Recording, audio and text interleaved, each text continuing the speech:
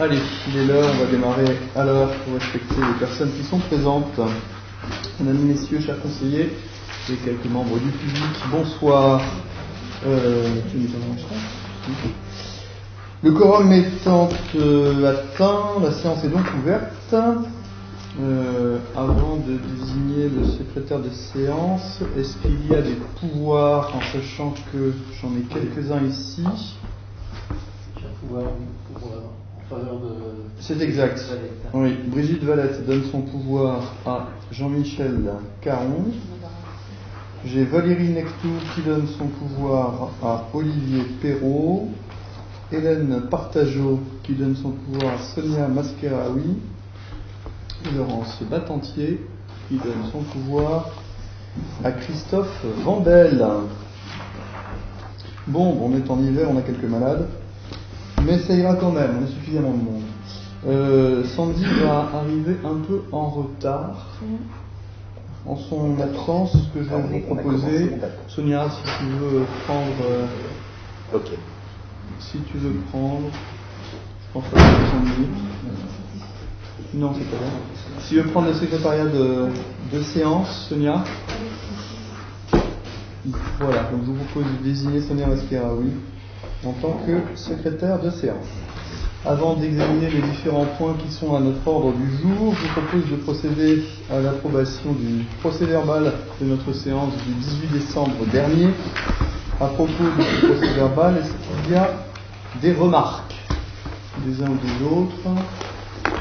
Non, pas spécialement. Bonjour, bonsoir.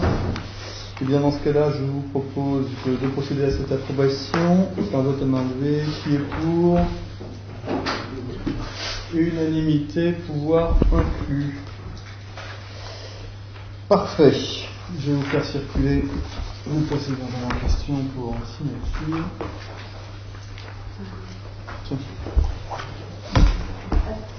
Et on va démarrer.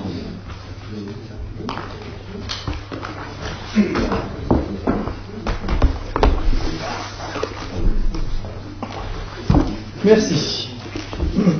Alors, le premier point concernant notre ordre du jour, concerne les subventions. Première d'entre elles, subvention à l'association intercommunale d'aide à domicile. Alors, depuis le 1er janvier 2010, la commune s'est retirée de l'association d'aide à domicile qui était anciennement dénommée Association Saône-Mont-d'Or, par délibération du précédent conseil municipal le 24 septembre 2009. La commune avait accordé sa garantie d'emprunt à l'association à hauteur d'une somme de 9 229,76 € pour le remboursement d'un emprunt de 100 000 €. Je vous rappelle que l'association Saône-Mont-d'Or est une association intercommunale. Plusieurs communes participent au financement de cette association.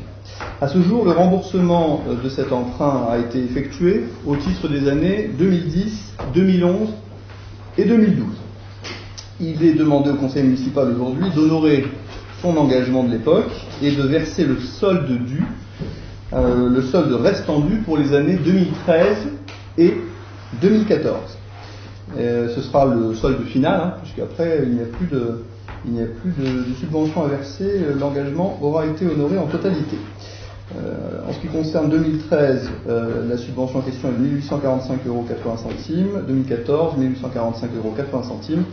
Donc je vous demande de bien vouloir procéder au vote, en fait, pour un remboursement total de 3 691 € et 60 centimes à l'association intercommunale d'aide à domicile, la IAD, qui a remplacé l'association Saône-Mont-d'Or. Est-ce que vous avez des remarques ou des questions?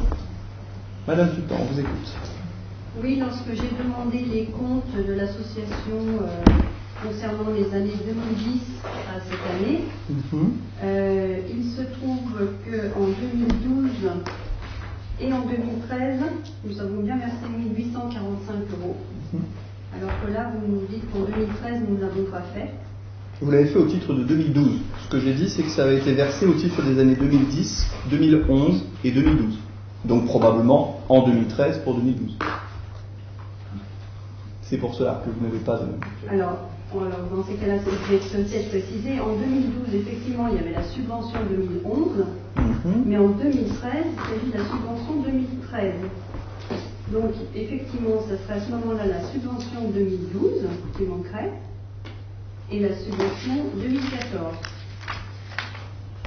Sauf qu'en plus, en 2010, nous avons un montant total pour 7 035,30 € qui concerne la participation de 2010. Donc, si j'additionne tous les chiffres que l'on a dans Saône Mondeur, on arrive à un total de 10 726,90 €. Oui, mais je suppose qu'effectivement vous incluez dedans une subvention à l'association qui est celle de la participation régulière que la commune versait en étant destinataire des services de l'association Saône Mondeur, mais vous les mélangez avec le montant de remboursement de l'emprunt, me semble-t-il. C'est pour ça que vous arrivez à ce montant un peu plus élevé. Par ailleurs, en 2010, il n'y a pas marqué de subvention, il y a marqué que de la participation. Donc, s'il y a et participation et subvention, il y a des erreurs d'écriture. Écoutez, j'ignore pour les erreurs d'écriture, ça me paraît un peu curieux parce qu'on avait déjà eu l'occasion de vérifier, tout comme on avait vérifié que les subventions qui avaient été versées étaient bien au titre des 3 années que j'ai citées, 2010, 2011, 2012, et que c'est confirmé en plus par un courrier qui atteste bien, tant mieux, que vous avez, que le conseil municipal précédent a bien versé ces sommes pour les années 2010, 2011, 2012, les trois années en question, pour un montant de, je l'ai en dessous, 1845,80 € par année, total reçu 5537,40 € sur un total à recevoir sur les 5 exercices de 9229 € qui nous amène au reste à recevoir dont je vous parle, c'est-à-dire 3691,60 €. Donc, de toute façon, nous avons l'ensemble des éléments, bien sûr, à votre disposition. On pourra toujours regarder s'il y a un problème d'écriture quelque part, mais je ne le pense pas. Mais disons qu'en 2010, on trouve nullement la part des 1845 €. Ou alors, elle est englobée dans la participation. Est-ce que vous pouvez nous en dire un peu plus? En fait, on a mis un certain temps à comprendre parce que ce contrat est assez curieux. C'est un contrat de prêt qui dit l'association emprunte et il y a 9 communes, je ne sais plus, qui se portent caution solidaire et qui s'engagent, dont Saint-Germain-en-Laye, puisque nous avons copie de l'acte de prêt, qui s'engagent à se substituer à l'association en remboursement de la dette, et ce, sans pouvoir exiger que l'association soit appelée en premier. C'est-à-dire qu'au premier appel de la banque, les communes étaient censées payer. C'est ce qui s'est passé. Et dès le départ, en fait, ça n'a pas été versé comme un remboursement de caution au titre de l'emprunt, mais sous forme de subvention.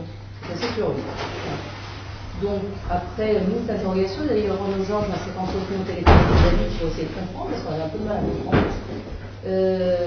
Il s'avère que cette garantie a été versée sous forme de subvention, et non pas à la banque, comme le stipulait le contrat de prêt, mais directement à l'association, qui visiblement s'engageait par courrier, en fait, qui justifiait que la subvention qui était versée servait bien à rembourser la dette. Pour des raisons que M. David nous expliquera peut-être mieux que moi, il y a eu interruption, en tout cas vous êtes interrogé à un moment donné sur le bien fondé de la poursuite de ces remboursements. Et je pense que M. David saura beaucoup mieux que moi ce qu'il en est, puisque c'est un contrat de 2009. Oui, mais ça n'explique pas les montants qui sont dans le livre. Mais dans le livre de qui? Le vôtre, le grand livre en 2010, moi j'ai 2 lignes. J'ai participation 2010 pour 6 345,75 € et solde de participation 2010 pour 689,55 €, soit un total de 7 035,30 €. Donc, est-ce que dans cette participation, il y a la fameuse subvention ou pas? On n'en sait rien. Vous devez le savoir mieux que nous, je ne sais pas. 2010, Estelle, je ne sais pas si vous le savez là, mais en tout cas, Renaud Georges s'est entretenu avec les maires des différentes communes appelées, parce que nous ne sommes pas les seuls.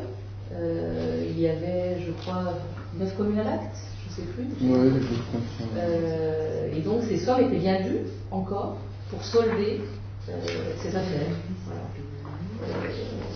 Mais ce que vous dites, c'est quoi? C'est qu'il y a eu une erreur d'affectation d'écriture et qui viserait donc à dire que nous ne devons pas les deux sommes que je viens de vous citer, ou autre chose? Non, ma question, en fait, comme dans les libellés, ce n'est pas les mêmes libellés. Pour 2010, il y a marqué participation. Ma question est, est-ce que dans la participation, on comprend la subvention des 1845, ou est-ce que c'est une erreur de libellé et qu'on a versé plus avec autre chose à côté que l'on devait, ou est-ce qu'on a carrément omis la subvention en 2010 puisqu'elle n'apparaît pas en libellé, et est-ce qu'à ce moment-là on doit 3 mois carrément? Enfin, 3 mois, 3 années je veux dire. Non, c'est certain qu'on ne doit pas 3 années, ça c'est sûr. Ça, c'est vérifié sûr. Et tout va bien de ce point de vue-là, j'allais dire. Dans le montant participation, comme le montant est quand même bien plus important, il est quand même pas supérieur. J'ignore si les deux ont été mis ensemble, je ne peux pas vous renseigner là tout de suite, j'ignore si les deux ont été mélangés ou pas. Monsieur David? Oui, puisque Mme Jourgeon fait appel à la mémoire, je vais essayer de retracer rapidement les circonstances dans lesquelles nous sommes interrogés de nombreuses reprises en conseil municipal, comme je vous le disais au téléphone, lorsque vous m'avez appelé début janvier. Tout à fait. L'association Saône-Mont d'Or présentait depuis quelques années des signes de défaillance importante, aussi bien au titre de la gestion qu'au titre de l'animation. Donc, quand il s'est agi de valider une décision qu'avait prise le bureau et le président de l'époque d'engager cet emprunt de 100 000 euros, nous avons été un certain nombre de communes, toutes les communes ont débattu la situation et un certain nombre d'entre elles ont pris la décision, de manière un peu échelonnée, mais assez rapidement, d'en sortir de cette association. Ainsi en sont sortis, comme le rappelait le maire tout à l'heure, la commune de Saint-Germain-Mont-d'Or, avec effet au 1er janvier 2010, accompagnée des communes de Polémieux, de Genève et de Couzon. On va corriger une petite erreur que vous avez faite, si je peux me permettre, M. Jourgeon, sur le fait de confondu dans l'explication, mais c'est vrai que c'est compliqué, la notion de garantie et la notion de remboursement. Nous sommes garantis caution solidaire et nous n'y pouvons plus rien. Ça sera le cas jusqu'à la fin de l'échéance de l'emprunt. On signait à cette époque-là parce que sans la signature des communes, l'emprunt n'était pas validé au point de la banque. Donc les communes, et toutes les communes, se sont portées garanties de l'emprunt des 100 000 euros. Et je vous disais tout à l'heure, comme je le disais au maire, la conversation téléphonique qu'on a eue, que le conseil municipal s'est interrogé à de nombreuses reprises. Il ne s'est pas interrogé sur l'emprunt, il s'est interrogé sur la validité d'une participation financière de la commune de Saint-Germain-Mont-d'Or, comme des 3 autres d'ailleurs, puisque nous avions évidemment des discussions entre nous, entre les différents élus de ces communes sur ce remboursement, sur la validité juridique de participer à une opération financière active dans le cadre d'une association dont nous avions démissionné. C'est ça qui faisait l'objet de la discussion. C'est vrai que juridiquement, moi j'ai jamais pu obtenir de réponse fiable, nette, définitive sur la validité de nos participations, qui ne sont plus des subventions. Je voudrais attirer votre attention là-dessus, sur le libellé qu'on prendra dans la délibération qui sera votée tout à l'heure, puisqu'il est difficile de subventionner une association dans laquelle la commune n'est plus membre au sens de l'intercommunalité. Mais alors, ce qui est étonnant, c'est versé quand même jusqu'à présent au titre de subvention, et ce n'est pas appelé par la banque comme une caution. Normalement, c'est à la banque d'appeler la caution. C'est pas une caution. Non. La caution, c'est une chose, le remboursement en est un autre. On reste caution, parce que si l'association, au début, Saône-Mont d'Or, maintenant Ayad, qui a englobé Saône-Mont d'Or dans la même institution, venait à être défaillante dans son remboursement, comme vous le disiez, mais pour le remboursement, c'est les communes qui seraient appelées à finir, à achever, à compléter le remboursement de l'emprunt de 100 000 euros. Nous sommes caution, ça c'est jusqu'au bout. Par contre, le remboursement, il est appelé non pas par les banques, le remboursement, il est appelé par l'association. C'est pas ce qui est écrit dans le contrat. Et les 9 Moi, 200 j'ai plus le contrat en tête. Hein. Les 9 229,76 € correspondent à la quote-part de Saint-Germain-Mont-d'Or sur les 100 000 emprunts, les 100 000 euros d'emprunt. Mais ça, c'est incontestable. Et c'est ça qui nous est demandé. Non, nous sommes caution solidaire pour la partie prorata de la commune de Saint-Germain, et les calculs de participation au remboursement sont effectués sur les mêmes bases, bien entendu. Mais ce n'est pas la banque qui appelle à être remboursée, c'est l'association Ayad. Vous voulez dire, monsieur David, qu'on rembourse et l'emprunt et la caution? Pas du tout. La caution, c'est un effet administratif qui nous lie, qui nous oblige à être caution solidaire pour la partie prorata qui nous concerne auprès de la banque, si l'association venait à être défaillante dans son remboursement. L'association, elle n'a pas été jusqu'alors défaillante. Donc, nous n'avons pas été appelés en tant que caution par la banque. Oui. Par contre, nous le sommes par l'association au titre de la participation financière. Excusez-moi, mais je n'ai vu nulle part, en fait, de contrat quelconque concernant le fait que la commune s'engageait à participer au remboursement de l'emprunt. C'est ce que je suis en train de vous dire. Effectivement, il y a un contrat de caution, mais depuis 2010, vous versez une somme donc, qui correspond au remboursement de l'emprunt, sans que on n'a pas trouvé de contrat maintenant. Il n'y a pas de contrat. Et donc pourquoi? Il y a un contrat solidaire qui est entre l'association, les communes membres et la banque pour être caution solidaire de l'emprunt pour son remboursement. Mais comme l'association n'est pas défaillante, pourquoi avoir Mais elle n'a pas été commencé défaillante, et continuer? l'association. Elle n'a pas été défaillante. Justement. C'est la dernière partie de ce préambule, c'est que l'association n'a pas été défaillante dans les faits, puisqu'elle a remboursé, nous n'avons pas été appelés comme caution. Et puis la restructuration s'est faite, la direction a changé, et c'est tant mieux, parce que c'était totalement défaillant à l'époque. Il y a caducité maintenant de la situation dont on parlait. Et l'association a fait face en se réorganisant, en augmentant ses tarifs et en s'englobant progressivement avec l'association dont le siège était et reste à Fontaine.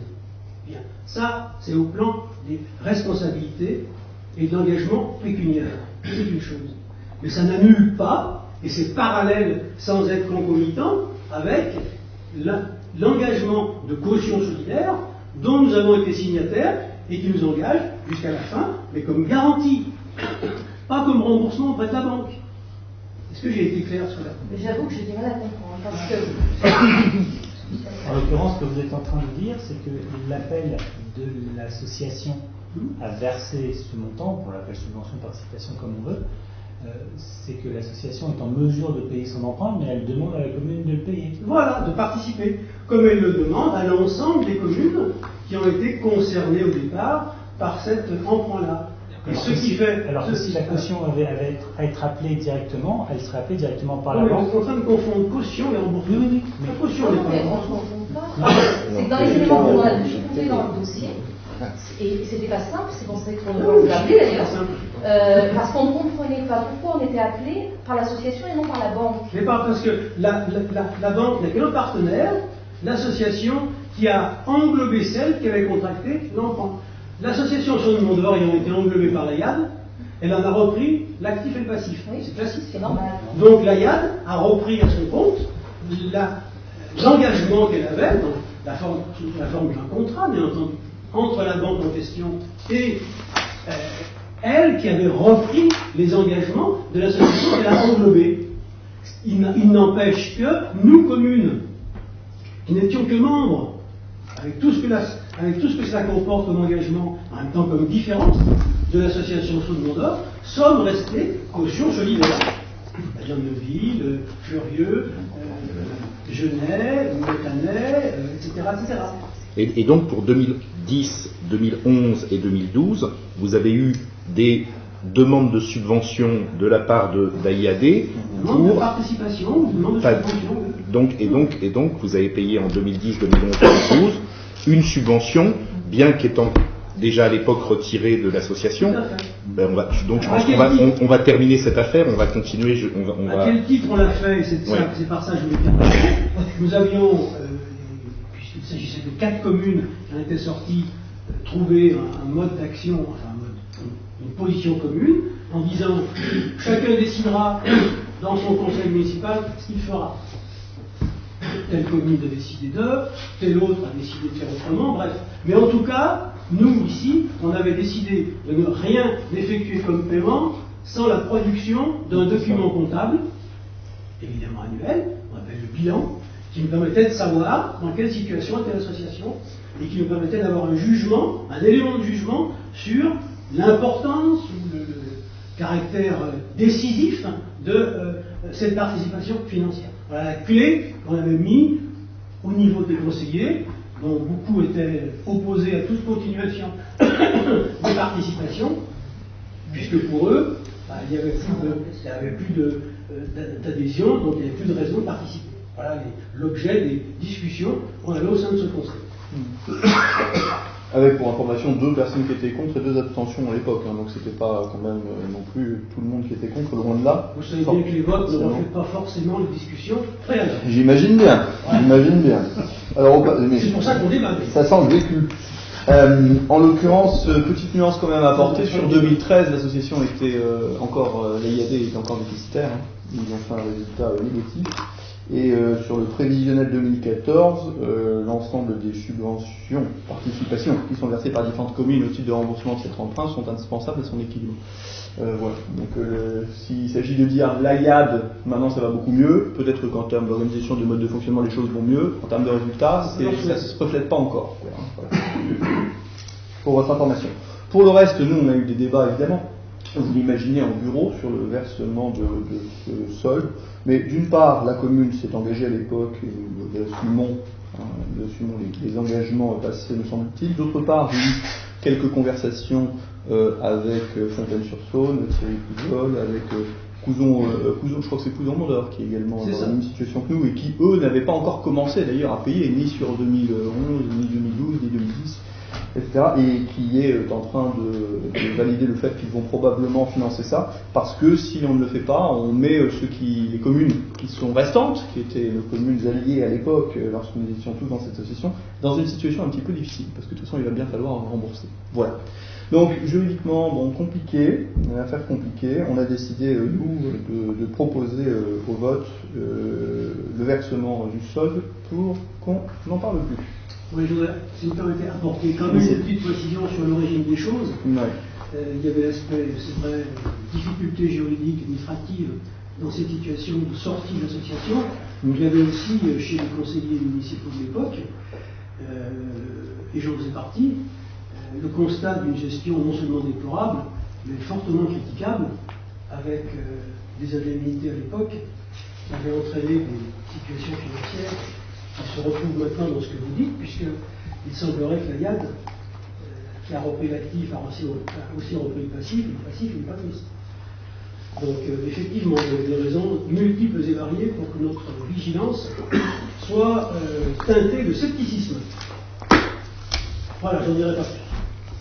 Et pour ceux qui hésiteraient encore sur l'intérêt ou pas de subventionner une association d'intervention aide à domicile, je ne vais pas en discuter sur le fond parce que ce sont de longs débats et on pourra avoir plein d'idées sur le sujet. Je tiens quand même à souligner que l'IAD intervient encore sur notre territoire de Saint-Germain-Mont-d'Or, c'est-à-dire qu'ils accompagnent des personnes vieillissantes, dépendantes, qui ont besoin d'eux, alors que depuis plusieurs années, nous ne versons plus aucune participation au sens de la participation annuelle. Vous avez bien compris qu'on finance le remboursement d'un emprunt, mais on ne verse rien d'autre. Et pourtant, ils continuent malgré tout à intervenir. Voilà. Alors qu'ils ne sont pas obligés de le faire. On peut compléter quand même, on peut aussi faire allusion à d'autres associations qui interviennent aussi auprès des personnes de la commune sans demander aucune subvention ni aucune participation. Et c'est bien pour cela que face à Thierry Pouzol qui me demandait si nous avions l'intention de revenir, vu que la municipalité avait changé, il pouvait poser la question devant la IAD, je lui ai répondu que non, c'était pas notre intention, d'autant plus que, comme vous le dites, d'autres associations interviennent effectivement, on pense à la DMR en particulier, mais oui, encore Val d'Ombre, etc. Val de Saône. Est-ce que vous avez d'autres questions, compléments? Non? Juste une chose, est-ce que vous pourrez regarder quand même en 2010 à quoi correspondent les montants, puis nous en tenir informés? Oui. Merci. Du coup, par rapport à la délibération, en termes d'intitulé, ce que vous avez dit qu'il fallait par rapport à ce qui va être voté, en termes l'intitulé qu'il faut prendre. J'ai un très bon intitulé, moi. Il est demandé au conseil municipal d'honorer son engagement et de verser le solde restant dû pour les années 2013 et 2014. Tu noteras là-dedans qu'il n'y a pas le mot subvention. Il n'y a pas non plus le mot participation, il y a le mot remboursement d'un emprunt et point.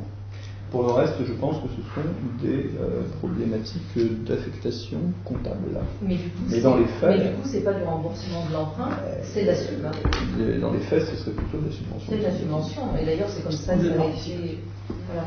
Mais en tout cas, c'est pas même si les montants sont les mêmes, et c'est ce qui porte confusion, parce que ça correspond exactement au montant de la quote-part de caution de Saint-Jean au centime près. Mais en l'état, nous, notre interrogation, c'était mais pourquoi la banque n'appelle pas C'est de la subvention. Je pense qu'il faut le passer en subvention. C'est une association contractuelle. Il me semble que la subvention, est-ce qu'il conviendra le mieux. D'ailleurs, pour votre information, ça va être le plus complet possible, mais on ne saura jamais totalement. L'association Saône Mondor a contracté un autre emprunt de 50 000 € 2 ans après, dont nous n'avons pas été appelés caution. Nous ne faisions plus partie de l'association. Je pense qu'il faut le passer, comme ça a été fait jusqu'à présent, les années précédentes, au début du consigne 574, subvention de fonctionnement aux associations et autres. Ok. Il est donc demandé au conseil municipal d'honorer son engagement et de verser le solde restant dû pour les années 2013 et 2014, équivalent à la somme de 3 691 € et 60 centimes. Qui est pour? Alors, ok. Qui est contre? Monsieur David? Pour ou contre? Je buvais. D'accord, donc unanimité par conséquent. Bien, sujet suivant. On reste dans les subventions, mais on parle à présent de la mission locale pour l'emploi qui s'occupe des jeunes de 16 à 25 ans. Et c'est Corinne qui va nous en parler. Donc la mission locale nous appelle pour verser notre participation, là aussi. La mission locale Plateau Nord Val-de-Saône, donc à laquelle nous sommes rattachés, intervient pour les jeunes donc de 16-25 ans, généralement sortis du système scolaire, et il nous est demandé un montant de 3 209,36 € sur la base de 1,13 € par habitant. Voilà, en 2014, il y avait une vingtaine de jeunes qui étaient suivis. On a un contrat d'alternance qui court jusqu'au 31 août 2016, et puis il y a eu quelques formations, et également un certain nombre de CDD, et aussi un CDI, voilà, depuis le 1er juillet 2014. Est-ce que vous avez des demandes complémentaires, des questions? Alors, il est proposé au conseil municipal de verser à la mission locale au titre de l'année 2015 une subvention d'un montant donc de 3 209 € et 36 centimes. Un montant calculé à la base de 1,13 €, c'est ça? 1,13 € par habitant. Des remarques, Madame Toutan? Oui, ça correspond à combien d'habitants? Parce que pour un chiffre rond d'habitants. Ici c'était 2800, je vais compter, mais 2840, c'est ça? 2840, oui.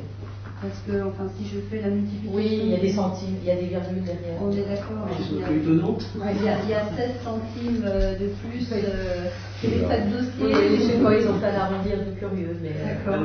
On peut arrondir à 3210. On peut aussi. Mais bon, leur courrier était sur ce montant-là. Voilà. C'est vrai que on a 2840 et virgule quelque chose d'habitants. C'est vraiment ça. Pourtant, tous les habitants ont pas. Il y en a qui n'étaient pas. Je fais juste une petite remarque, c'est que si réellement l'action aboutit à plusieurs contrats dans l'année, 3 200 €, c'est une petite, c'est une goutte d'eau dans le coût que peut avoir justement l'accompagnement de jeunes vers l'emploi, et qu'au final c'est une action qui est Oui, parce que ça va au-delà du cadre de l'emploi, comme vous le savez, puisqu'il les accompagne sur tout un tas de sujets. Et puis on a la chance quand même d'avoir un représentant de la mission locale sur place le jeudi matin, ce qui est loin d'être le cas dans toutes les communes et ce qui ne le sera peut-être pas toujours, parce que chez eux aussi la situation est un peu tendue. Et pour l'instant, c'est comme ça. Il vient tous les jeudis matin et c'est plutôt bien. Voilà. Donc on peut effectivement aussi arrondir à 3 210 euros. On va arrêter entre 3 209,36 €, il n'y a pas de petite économie. Monsieur David. Oui, alors vous avez abordé la question, l'un des deux points que je voulais soulever. Donc on a pour l'instant la continuité de la permanence hebdomadaire, il faut s'y accrocher parce que c'est important, et on le sait tous. On avait plus ou moins, le deuxième point, lancé l'idée, enfin, il avait été lancé l'idée, quand je dis non, c'est pas qui c'est, mais le bureau de mandat précédent avait abordé la question du financement de la mission locale et du déséquilibre des contributions financières entre les communes de Caluire, Rieux et celles du Val-de-Saône. Nous partions d'une situation où les communes du Val-de-Saône, pendant très longtemps, au moins 5 ans, contribuaient à hauteur de 1 € par habitant. Et donc il avait été évoqué, presque convenu oralement, que l'augmentation serait régulière chaque année après chaque année, pour arriver au moins à une contribution de 1,50 € dans le temps qu'il faudrait. Donc je pense qu'on est là dans la perspective d'une augmentation qui sera continuée en 2016 et en 2017. Si on peut également être dans la perspective de la présence une fois par semaine de l'émission locale sur place, ce serait évidemment encore mieux. Alors pour l'instant, il n'y a pas de velléité de partir, mais en tout cas, ils sont peu nombreux à suivre beaucoup de jeunes. Et peut-être qu'un jour, ils ne pourront plus assumer les permanences. Enfin, c'est pas. En tout cas, ça ne sera pas pour 2015 après. Croisons les doigts, pour l'instant tout va bien. Est-ce qu'il y a d'autres questions? Non. Dans ce cas-là, il est proposé au conseil municipal de verser à la mission locale au titre de l'année 2015 une subvention d'un montant de 3 209,36 €, qui est pour. Unanimité. Parfait. Nous passons au sujet suivant. Nous sortons des subventions pour parler de garantie d'emprunt accordée à la SA coopérative de production, la SACP d'HLM Post-Habitat Rhône-Alpes auprès de la Caisse des dépôts et des consignations. Et c'est Christophe Vandel qui va s'emparer du sujet. Alors, dans le cadre de la construction du projet du Bolloré mené par Bouygues Immobilier rue de la Paix, une partie du collectif produit une surface de plancher qui contraint à la mise en place de logements sociaux, soit au titre PLAI, PLS ou PLUS. Et ceci est dû au fait que le projet est dans ce qu'on appelle le secteur de mixité sociale. La surface du bâti nous oblige à avoir 20% de logements sociaux proposés à un bailleur social sur le projet. Donc correspond à 423 mètres carrés et les sociétés d'HLM qui s'est proposée pour venir prendre ces 7 logements est la Post Habitat Rhône-Alpes et donc va produire 7 logements au total, 3 T2, 1 T3, 1 T4 en PLUS et 1 T2 et 1 T3 en PLAI. En fonction des typologies PLAI, PLS, PLUS, les bailleurs sociaux ont accès à des taux bonifiés à partir du degré de la caisse d'épargne pour acheter le foncier et également payer la vente en état futur d'achèvement qui est en cours. Dans le cadre de ces garanties d'emprunt, il est demandé aux communes de porter caution à hauteur de 15% sur ces emprunts d'emprunt et les 85% restants sont pris en charge par la Feu Le Grand Lyon, maintenant la métropole. Donc, le montant total des emprunts porte sur la somme de 667 916 € et 15% de ce montant représente la somme de 186 736 €. La convention de garantie d'emprunt qu'on soit prête à contracter, si le conseil municipal l'accepte, avec cet organisme de l'HLM, a pour but d'avoir une caution qu'on appelle de droit commun, c'est-à-dire que la banque pourra exiger d'avoir la caution à partir du moment où elle aura épuisé tous les recours de remboursement auprès du bailleur social. Alors, soyons clairs, le risque que demain la Poste Habitat fasse faillite nous semble plus que légère. C'est un gros groupe qui a quand même un certain nombre de logements, avec l'essentiel de son logement en région parisienne.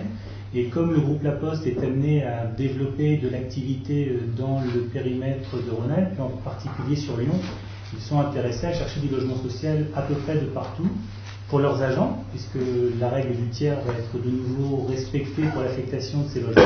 Un tiers pour, normalement, la commune, enfin avant c'était le conseil général, un tiers pour le conseil général, maintenant ça va être la métropole et la commune, un tiers pour la préfecture et un tiers pour le bailleur social en lui-même. Donc en gros, il y aura un tiers des 7 logements qui sera affecté à des postiers du groupe Habitat. Donc pas forcément des postiers. Pas forcément des postiers, mais en général, c'est quand même plutôt leur personnel qu'ils mettent dedans au jour d'aujourd'hui, puisqu'ils ont un gros déficit actuellement de logements sociaux sur le bassin lyonnais, de fait de l'arrivée de certaines parties du groupe La Poste, puisque c'est pas que la partie postier, c'est vraiment le groupe La Poste, donc en tout cas, c'est ce qui nous a été expliqué il y a 3 semaines. Alors, quelle est la contrepartie pour la commune d'avoir cette garantie d'emprunt? La contrepartie de la commune, c'est que la commune devient réservataire de logements. C'est-à-dire que lorsque les logements dont elle est réservataire se libèrent, la commune a le droit de proposer 3 dossiers de personnes rentrant dans les caractères éligibles pour avoir ces appartements. Donc, on a regardé quelles étaient les typologie de logement social auquel la commune avait accès en tant que réservataire. Et puis on a également regardé la partie de vieillissement, en tout cas de la population, et également le souhait de certains enfants qui, lorsqu'ils ont un certain âge, souhaitent rester pas trop loin de chez leurs parents et d'avoir accès à des appartements de petite surface à un prix compétitif. Et donc on s'est dit que la solution serait de prendre 2 DT2 dans les 2 appartements, dans les 2 logements qui pourraient nous être réservés, de prendre 2 T2, un en PLAI et un en PLUS, sachant que le but étant de prendre des appartements qui soient accessibles à des personnes à mobilité réduite, et donc également des personnes soit handicapées, soit des personnes qui sont dans le cadre du vieillissement. Voilà l'objet de ce projet de délibération. Si vous souhaitez, en annexe de la délibération, donc je vais donner les chiffres pour le public puisqu'ils n'ont pas les informations. Dans le cadre des achats en PLUS, le montant du prêt pour l'achat du foncier est de 100 000 650 €, et les taux d'intérêt qui ont été donnés par la Chambre, l'autorité qui va bien. Non, la CDC, j'aimerais bien rencontrer le mot ce soir. Dépôt et consignement. Dépôt et consignation, merci à vous tous. Du livret A bonifié d'un point de base de 60 et pour une durée de 60 ans. Et pour la partie du VFA, donc en gros la construction du bâtiment et l'aménagement pour un montant de 331 251 € avec un taux du livret A bonifié de 60 points de base et pour une durée de 40 ans. Et pour le PLAI, l'achat du foncier représente 49 294 € pour un taux du livret A bonifié de moins 20 points de base pour une durée de 60 ans. Et enfin, pour les travaux, de 186 721 € avec un taux du livret A bonifié de moins 20 points de base pour une durée de 40 ans, sachant que les taux sont doublement révisables mais ne peuvent pas être inférieurs à 0 pour être tout à fait complet dans le cadre de cette délibération. Merci Christophe. Est-ce qu'il y a des remarques sur ce qui vient de vous être dit? Madame Foutan. Oui, quand je prends le chiffre de 667 913 € et que j'applique la garantie de 15%, je trouve un montant de 100 187,40 € et non pas 186 736 €. Il y a à peu près 80 000 € d'écart. C'est pas rien. Non, c'est pas rien. On va faire une petite vérification. Il y a forcément une petite boulette soit dans le montant initial, soit dans l'opération. Là, tu as un endroit où tu fais le montant total ou pas? Oui, le montant total, c'est ce que je viens de dire là. Donc c'est l'opération. C'est 667 916. Bon, bah le montant total, il est proposé donc de garantir 100 187,40 €, c'est ça? C'est ça. Eh ben c'est moins, une bonne nouvelle. 100 187 € et 40 centimes. C'est le montant de la garantie qui est proposé, pardon? On en a jamais eu. Tout à fait. C'est une très bonne chose. On est ravis que ce soit dans ce sens-là en plus. 100 187 €, 40 centimes. Est-ce qu'il y a une autre remarque judicieuse? Mais tentez. Encore plus important que le chose. Allons-y. Donc, moi je suis assez satisfait de la conclusion de cette opération parce que j'ai rencontré quelques controverses. Et puis, comme la conclusion sur la catégorie de logements accessibles correspond exactement aux volontés qu'on avait mises à l'époque du montage du projet, à savoir rééquilibrer le contingent d'appartements dans le sens de loyer moyenne catégorie, on va dire, avec les plans locaux d'utilité sociale, du PLUS, avec une confirmation de l'importance d'avoir des logements de petite taille, aussi bien pour les jeunes que pour les anciens. Très satisfait de la conclusion de cette opération. Parfait, notre analyse a été la même. Est-ce qu'il y a d'autres remarques? Eh bien non, par conséquent il est proposé au conseil municipal d'accorder sa garantie d'emprunt dans la limite de 15% du capital emprunté pour ce projet, soit la somme de 100 187 € et 40 centimes, qui est pour. C'est l'unanimité. Parfait. Sujet suivant. Alors, il concerne les tarifs municipaux, les différents tarifs municipaux qu'il est d'usage d'évoquer, je crois, plutôt d'ailleurs en fin d'année qu'en début, mais là on a eu un petit peu de retard, il a fallu analyser les choses, et c'est Olivier Perrault qui va vous présenter le résultat de tout ça.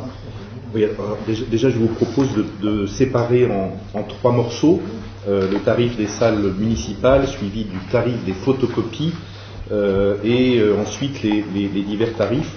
Donc on fera une interruption pour les questions entre les différents chapitres.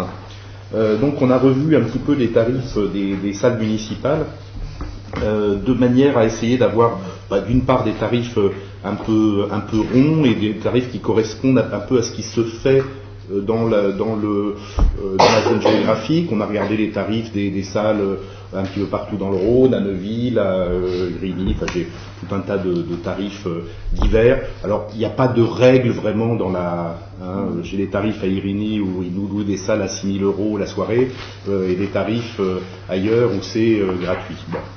On a essayé de faire des choses de manière à peu près équilibrée en fonction de la surface des salles qui sont louées. Donc en l'occurrence Maryse Bastier, Georges Brassens, la salle de la Tour, le Petit Centre, et puis le bar et la cuisine de la salle Maryse Bastier. On est parti sur le principe d'avoir des tarifs pour les contribuables saint-germinois qui pourront louer les salles une fois par an à un tarif préférentiel, on va dire, et un tarif pour les associations qui est de exactement la moitié du tarif pour les contribuables. On a ajouté un tarif extérieur pour la plupart des salles qui avait été supprimé dans la dernière délibération. Je crois que auparavant il y avait un tarif extérieur, il n'y en avait plus depuis la dernière délibération de 2013. Bon, on a remis un tarif extérieur en gonflant les tarifs parce qu'on a besoin de sous. Donc s'il y a j'ai quelques demandes quelquefois pour des gens qui veulent faire quelque chose à Saint-Germain. Donc on a mis des tarifs plus importants. Quand il y a des disponibilités, naturellement. Voilà, évidemment. Et puis ça reste au final l'accord est donné également en fonction de ce que les gens veulent faire dans nos salles municipales. Bien évidemment, on reste quand même vigilant sur ce qui peut s'y faire. Donc, à côté de ça, on a on propose on a essayé de créer des règles précises en fonction de, pour définir la gratuité, notamment pour les associations, d'ailleurs uniquement pour les associations, dans certains cas. C'est-à-dire que le but n'était pas d'empêcher les associations d'utiliser les salles gratuitement pour leurs manifestations, au contraire, mais on voulait clarifier un petit peu les choses et donc permettre aux associations qui font des animations, alors déjà, bien évidemment pour tous les cours, tout ce qui est, tous les cours, le son, etc., tout ce qui est les stages, les stages, c'est gratuit. Dès lors qu'il y a des manifestations qui sont, on va dire, qui sont gratuites, globalement, qui sont organisées par des associations, c'est gratuit. On a mis la possibilité aux associations de faire une manifestation payante avec droit d'entrée, avec billetterie, par an, gratuite également. À partir de la deuxième, on leur appliquera le tarif Saint-Germinois, association Saint-Germinoise, sachant que finalement, il y a malgré tout, pour les associations, très peu de manifestations pour lesquelles ce sera payant. Pour le public, on n'a pas les chiffres, on a des problèmes, on ne peut pas vraiment projeter, on est ici on est un peu beaucoup, projeté dans le dos de certains conseillers. On a fixé le tarif, alors je vais donner le tarif contribuable Saint-Germinois, vous ferez le calcul mental, ça sera très facile pour voir le tarif association qui est exactement la moitié. Donc 250 € la journée pour la salle Maryse Bastier, 150 € pour la salle Georges Brassens, 150 € pour la cuisine et le bar, 70 € pour le bar, 70 € pour la salle annexe de la tour, 100 € pour le petit centre et un forfait de 55 € en hiver pour le chauffage de la salle Maryse Bastier. Et puis, des tarifs pour les extérieurs qui ne vous intéressent pas, puisque tout le monde est Saint-Germinois, mais 700 € pour Maryse Bastier, 500 pour Brassens et pour la cuisine et le bar, 200 € pour le bar, 200 € la salle de la tour, 300 € pour le petit centre et également 55 € le chauffage de la salle Maryse Bastier. Voilà, donc est-ce que vous avez des questions là-dessus? Juste qu'il faudrait bien définir la période de chaud. C'est-à-dire que marquer les dates de... Mais, alors je ne sais pas parce qu'en fait, il y a des associations qui ne souhaitent pas le chauffage. Il y a des associations qui ne souhaitent pas le chauffage en période hivernale. C'est-à-dire que, donc, au final, on a hésité. Quand est-ce qu'on a hésité il n'y a pas longtemps? Ils sont nombreux et qui dansent. Ben je crois que c'est pour Germinaction. D'ailleurs, je crois que vous aviez pas voulu mettre cette année vous l'avez mis. Quand je suis passé, vous n'étiez pas sûr que si vous alliez le mettre ou pas. C'est vrai qu'il fait froid dans ce sens-là. Même pour faire de la gym, avec voilà. la gym douce. Mais là, on a eu un hiver un peu clément. Je crois que futsal, on ne met pas fort. Ça dépend aussi du monde qu'il y a dans la salle. Alors une chose, en parlant de ça, nous on a fait le bal cette année, on a trouvé la salle dans un état dégueulasse, les WC dans un état dégueulasse, on a tout nettoyé. J'étais là, j'ai tout vu, c'est moi-même qui constatais, on a tout balayé. Mais bon, pour vous dire que je ne sais pas qui c'est qui était passé avant nous, enfin je sais à peu près, mais bon voilà. Je sais. Non, je ne vais pas dénoncer, mais en fait, il faut peut-être réfléchir là-dessus, parce que c'est vrai qu'on avait eu des reproches l'année passée, comme quoi nous on avait laissé quelque chose. Bon, on y a fait attention, on a été comme tout le monde, mais là on est arrivé. On a eu pas mal de sujets sur ce genre de choses ces derniers temps, effectivement. Mais cela dit, n'hésitez pas à nous le remonter, parce que qu'on voit justement qui y était avant, qu'on puisse leur faire la remarque. Voilà, donc à propos des salles, oui. Oui, juste une question. Vous dites que les contribuables Saint-Germinois peuvent effectuer une réservation de salle par année civile à tarif réduit. Oui. Est-ce que ça veut dire qu'ils ne peuvent réserver une salle qu'une fois dans l'année? À tarif réduit. Ou est-ce que c'est ensuite à tarif extérieur? Voilà, c'est-à-dire qu'ils peuvent réserver les salles une fois dans l'année au tarif contribuable Saint-Germinois. D'accord, il faut peut-être le spécifier qu'après c'est Alors, les contribuables parce qu'on pourrait croire qu'ils n'ont pas le droit d'en réserver une deuxième. Peuvent, selon disponibilité, effectuer une réservation de salle par année civile On n'a pas réfléchi ça. au tarif. On n'a pas réfléchi D'autant ça. plus que si vous parlez de tarif réduit, enfin si nous parlons Oui. de tarif réduit, on peut penser en lisant vite que c'est le tarif le plus favorable. Oui, ou que c'est un tarif contribuable encore réduit. Donc on va dire une réservation de salle par année civile Pour bénéficier au tarif contribuable Saint-Germinois. Prévu, Voilà. sans exclure une contribution au tarif extérieur.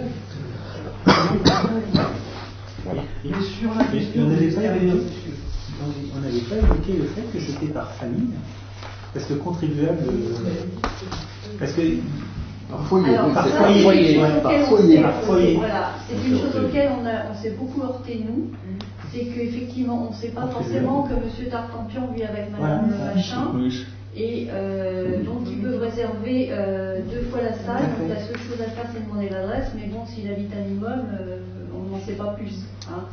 Donc, effectivement, les contributions, si on voit monsieur et madame sur la feuille d'imposition, s'ils sont mariés, bon, on verra un nom. Mais s'ils ne sont pas mariés, il y aura 2 feuilles d'imposition. Ils pourront louer 2 fois. mais quand même qu'on mette foyer, parce que l'essentiel, il y a quand même 57 et des brouettes de pourcents de maisons individuelles sur la commune. Et après, le reste, c'est souhaitant du collectif. Donc, ça limite quand même un peu. Oui, mais en même temps, je veux dire, si dans un foyer on a un enfant qui est contribuable, qui travaille, je veux dire, pourquoi est-ce que l'enfant, le jeune contribuable, le jeune contribuable, pourquoi le jeune contribuable ne pourrait pas louer une salle indépendamment de ses parents pour au tarif contribuable. Voilà, c'est. Je pense que je pense que le terme contribuable. Et alors, cela dit, s'il y a, parce que en fait la question s'était posée évidemment puisqu'on fait un tarif spécial pour les contribuables. La question s'était posée.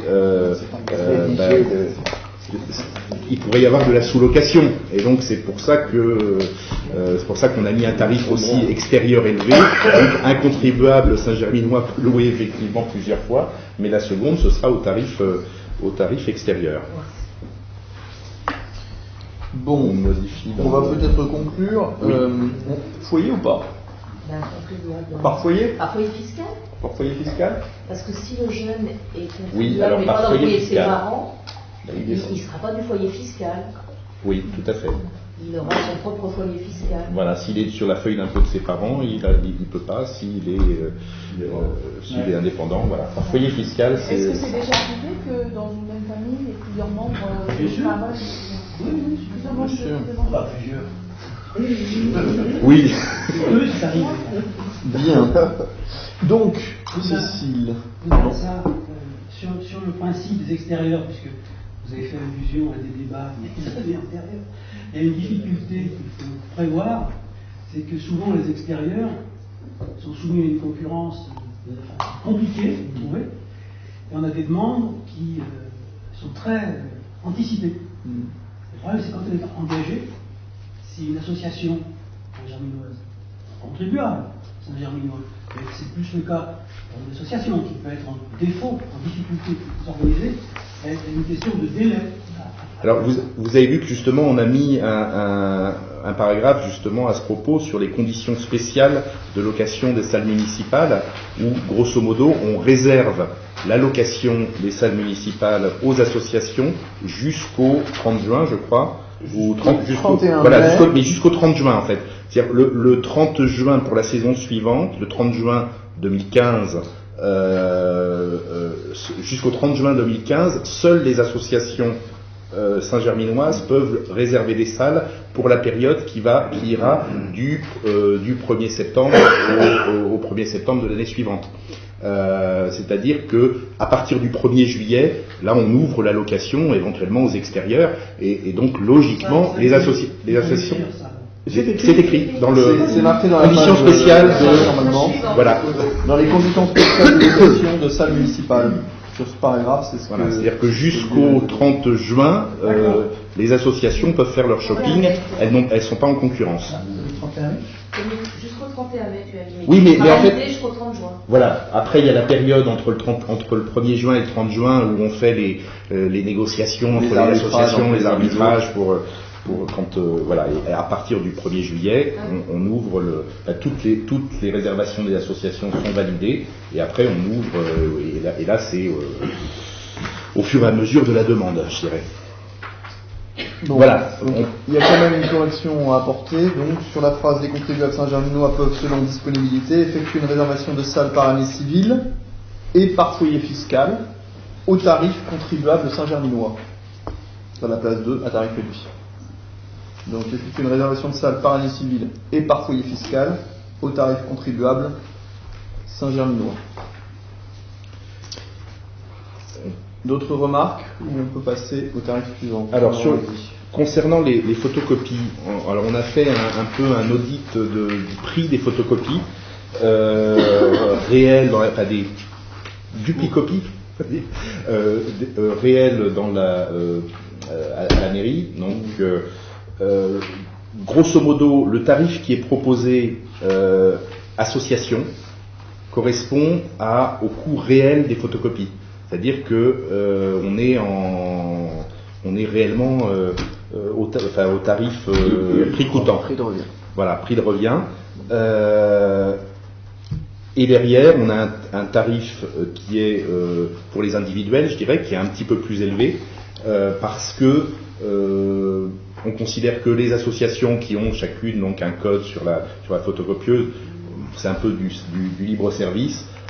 Quand on a quelqu'un qui vient faire une photocopie, il y a un petit montant qui correspond au service en fait et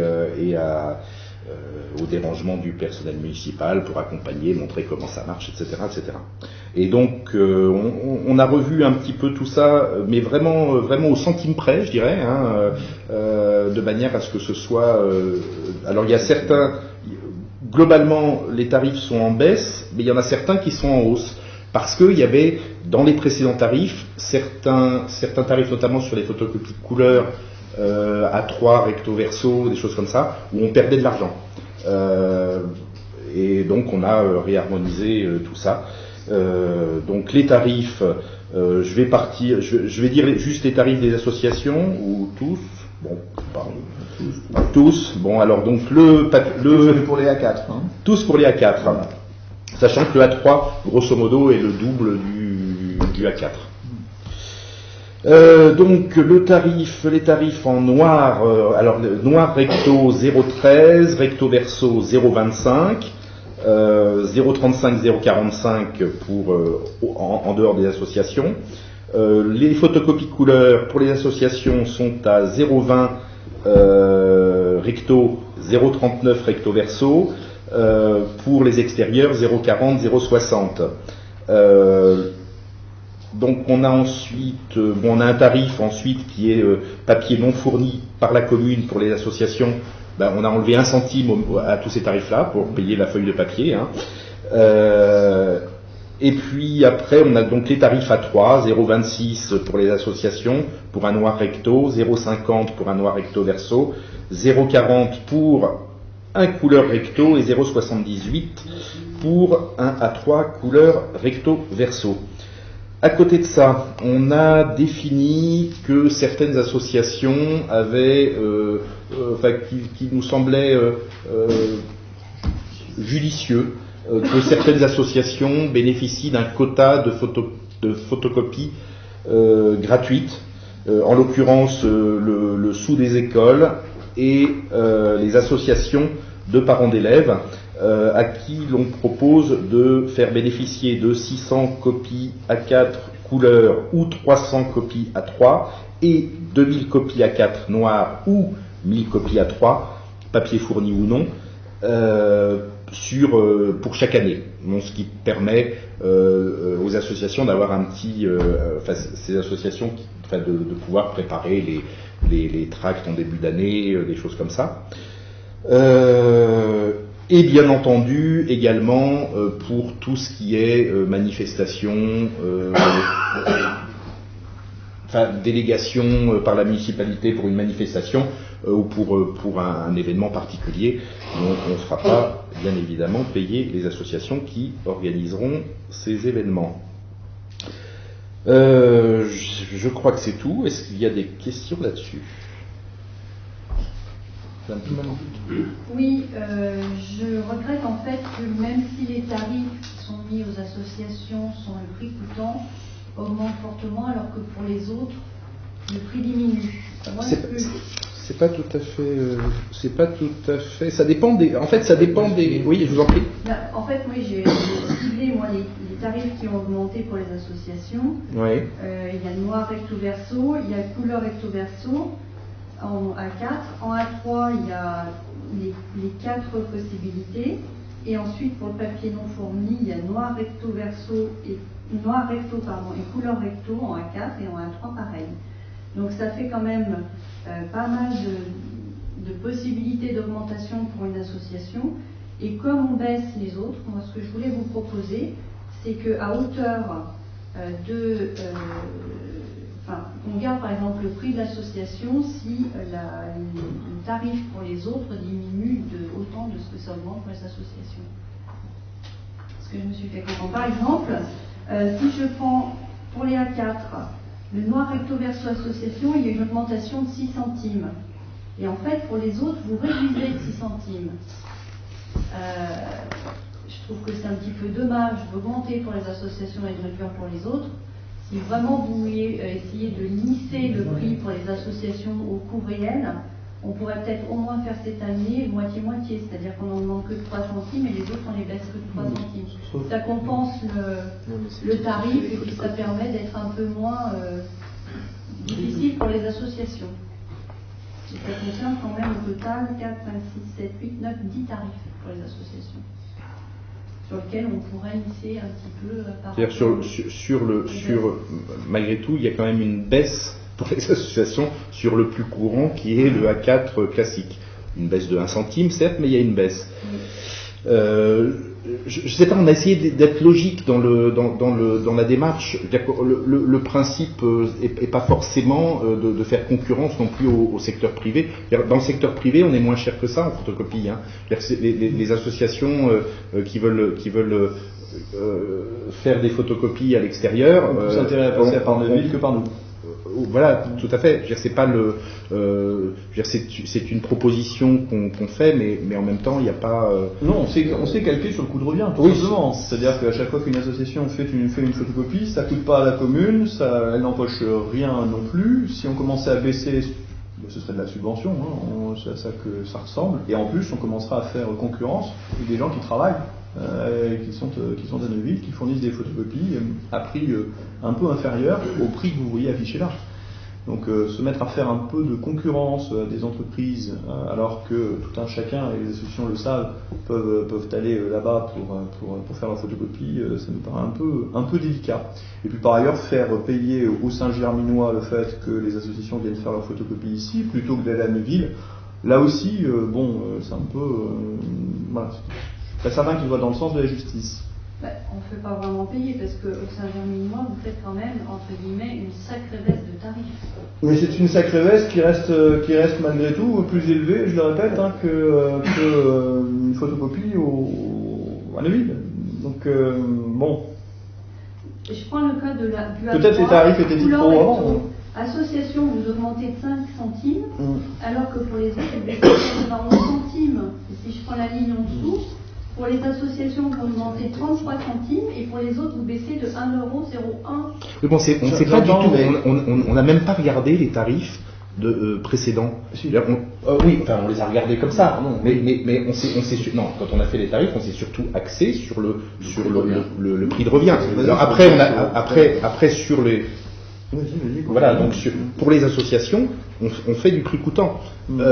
Et derrière, on a trouvé que c'était pas normal de prendre 1,30 € de marge sur un couleur A3 recto verso pour un particulier, par exemple. Et donc, on a rééquilibré le prix pour mettre, c'est un service public, hein, de manière à ce que le prix corresponde au service rendu. En ce qui concerne les associations, si les associations veulent faire des demandes de subventions pour pouvoir éditer une plaquette, faire des photocopies, parce qu'il y a un besoin particulier, elles peuvent toujours le faire. C'est pas. On n'est pas parti des anciens. Enfin, si, on est parti forcément des anciens tarifs. Vous les comparez aux anciens tarifs. Nous, on est parti effectivement sur la base de finalement ça coûte combien, quoi. C'est quel est le coût de revient de ce service. D'une part, d'autre part, on trouvait que compte tenu du coût de revient de ce service, c'était faire cher payer à un Saint-Germinois qui vient faire une photocopie de carte d'identité, parce qu'il s'agit de ça, hein. On n'a pas de Saint-Germinois qui viennent pour faire 150 photocopies. Ça, c'est quand même assez rare. Donc, pour maintenir ce petit service public, on s'est dit, bon, bah, ok, on va faire un petit peu baisser le prix, compte tenu que le coût de revient est bien moins élevé que ça. Et pour les associations, on a fait le raisonnement basique, ça nous coûte combien? Eh ben, on leur fait payer le coût que ça nous coûte, point. Pas de bénéfice de quelque nature que ce soit. Voilà, donc moi je suis plutôt pour maintenir, pour vous répondre, les tarifs qui sont là. Et je pense que lorsqu'on comparera éventuellement en 2016 les tarifs par rapport à ceux de 2015, donc sur le même mandat, là on pourra avoir des conversations, j'allais dire, plus naturelles sur vous avez augmenté là, ou vous avez ici un peu plus ou un peu moins. Mais là, on ne peut pas se comparer, à 2013. J'entends bien que vous le fassiez, mais je ne sais pas quels étaient les raisonnements que vous teniez à l'époque pour fixer vos tarifs. Nous, on vous explique notre raisonnement. Est-ce qu'il y a d'autres remarques? Alors, il nous reste encore une grille tarifaire. Oui, alors, Olivier, lance-toi. Oui, donc, alors sur les loyers divers, droit de stationnement taxi semestriel, loyer mensuel, appartement groupe scolaire, loyer annuel terrain yacht club, droit de place marché, qui lui n'a pas bougé, toujours à 0,70, droit de place marchand forain. En fait, on a appliqué une augmentation de 0,47%, je crois qu'il correspond à l'indice des loyers entre décembre de l'année précédente et décembre de cette année. Voilà, donc il y a une augmentation là nette de 0,47%. Donc 73 € pour le droit de stationnement taxi semestriel. Le loyer mensuel appartement groupe scolaire à 98,33 €. Le loyer annuel terrain yacht club à 224,99 €. Le droit de place marché qui reste à 0,70 € du mètre linéaire. Et le droit de place marchand forain, manège et autres produits qui est à 2,64 € le mètre linéaire. Et je crois que c'est tout. Est-ce que vous avez des questions là-dessus? Ok, on va conclure cette session-là. Il est proposé au conseil municipal l'application de ces nouveaux tarifs dont nous venons de discuter, location de salles, photocopieuse et divers. Ces nouveaux tarifs municipaux à compter du 1er mars 2015, qui est pour, qui est contre, qui s'abstient. Madame Toutan et Monsieur David s'abstiennent. J'ai oublié personne d'autre? Parfait. Sujet suivant qui concerne l'annulation de titres de recettes, et c'est à toi, Corinne. Il s'agit d'annulation de recettes sur la publicité extérieure. En fait, la société Mediagare n'avait pas déclaré certains affichages. Cela remonte à 2010. Il y a une procédure qui a été entamée pour la faire payer. Et la société Mediagare s'y est opposée en faisant des courriers, en mentionnant les articles du Code général des collectivités territoriales, du Code de l'environnement, d'arrêt de la Cour de cassation, enfin bon bref. Il faut savoir que ce qu'ils doivent en théorie, c'est 2 fois 29,25 €. Donc il y avait un courrier de la préfecture un petit peu ancien déjà, qui nous disait qui nous adressait les réponses des 2 sociétés au commandement de payer, et que compte tenu de la modicité de des sommes, ils ne pouvaient engager un recouvrement. Et donc il était proposé l'admission de ces créances en non-valeur. Donc nous vous proposons d'admettre ces créances en non-valeur pour 2 fois 29,25 €. Soit un total de 58,50 €. Est-ce qu'il y a des questions, des demandes d'approfondissement? Non. Par conséquent, il est proposé au conseil municipal d'annuler les 2 titres de recettes dont nous venons de vous parler pour les sociétés Mediagar et Mediarail, qui est pour unanimité. Je vous remercie. Prochain point à l'ordre du jour, il s'agit d'une convention avec l'agence de l'eau dont va nous parler Christophe Rambel. Ok. Alors,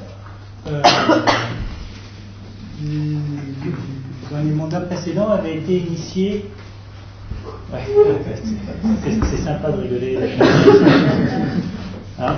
Ouais, c'est ça. Ça va pas gêner parce que nous on a tout compris. Ah ouais, peut-être que je vais réussir à te faire comprendre.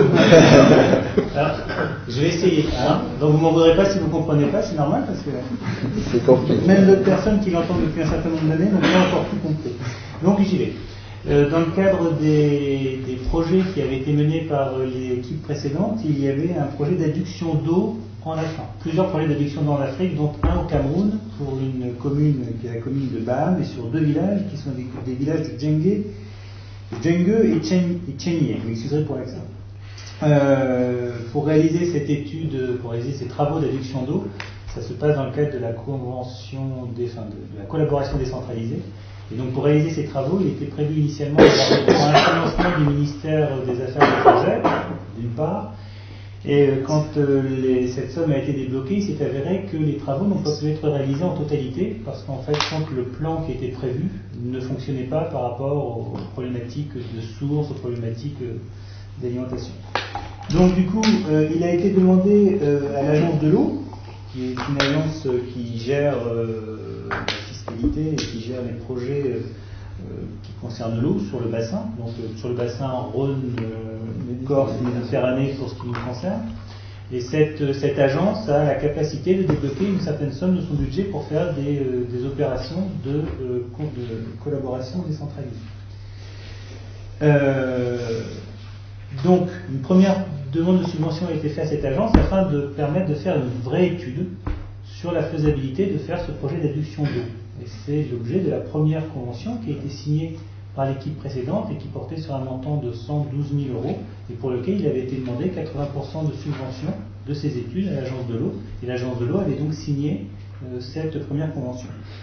Cette phase est maintenant terminée. On a rendu les comptes l'année dernière, enfin en 2014, fin 2014, afin d'avoir le solde de la subvention et de manière à pouvoir payer les sociétés de maîtrise d'œuvre qui ont fait les travaux sur place et qui ont rendu un dossier technique qui indique que l'adduction est possible. Maintenant que l'adduction est possible, il faut la faire.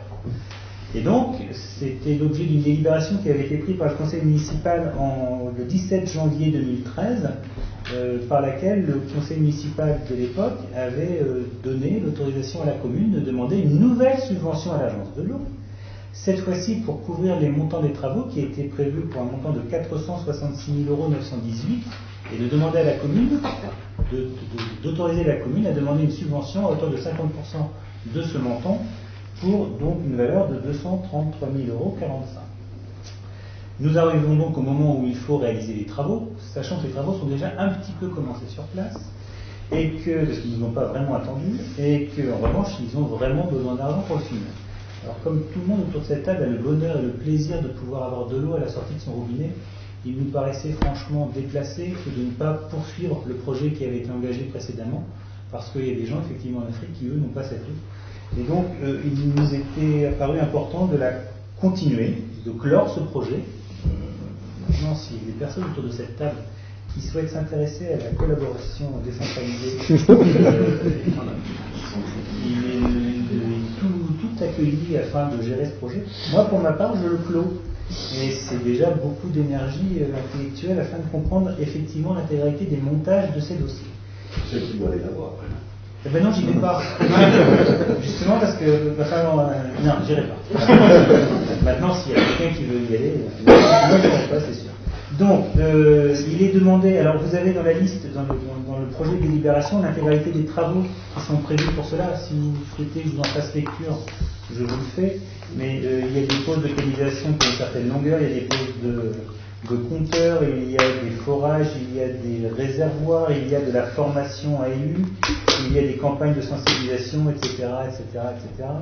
Et donc tout ça porte sur une valeur de 466 918 €. L'agence de l'eau est d'accord pour en financer 50% à condition que le conseil municipal accepte d'être le relais de cette convention. Et c'est ce qui vous est demandé ce soir. Donc comprenez bien, au moins dans le public, que dans cette affaire, Saint-Germain ne finance rien. Saint-Germain sert un rôle de boîte aux lettres. Cette boîte aux lettres est d'organisation et de vérification d'un certain nombre de choses. Je me doutais que vous alliez réagir sur le terme de boîte aux lettres. C'est un peu plus que ça, mais néanmoins, il ne s'agit pas de subventionner quoi que ce soit dans cette affaire, mais d'obtenir des subventions, ce qui est un petit peu différent. Monsieur David, vous souhaitez avoir quelques précisions? Deux phrases. La première consiste à préciser, à rappeler que cette coopération centralisée ne peut se faire, puisque c'est la loi Houdin, qui remonte à une douzaine d'années, de commune à commune. C'est la raison pour laquelle l'agence en question, Rhône, Corse, Méditerranée, ne subventionne pas directement. Ça, c'est le premier point. Cette coopération-là, je pense que notamment sur ce qu'on veut, sur la complexité, sur l'intérêt, etc., sur la capacité à faire. L'intérêt, je ne renie pas du tout. Moi, si j'étais là-bas, je serais content. Si on veut le mettre en œuvre, ça doit passer par des collectivités. En l'occurrence, il est vrai que suite à Covid, le contact avec Baham et le Cameroun s'est fait par un de nos ex-collègues qui est fortement engagé à différents titres dans ce type de relation. Ça, c'est le premier point. Puis le deuxième, pour corroborer ce que vous dites, monsieur le maire, c'est que l'argent vient et viendra, il pourra venir, et par l'agence et par l'Europe. La commune n'y mettra pas de.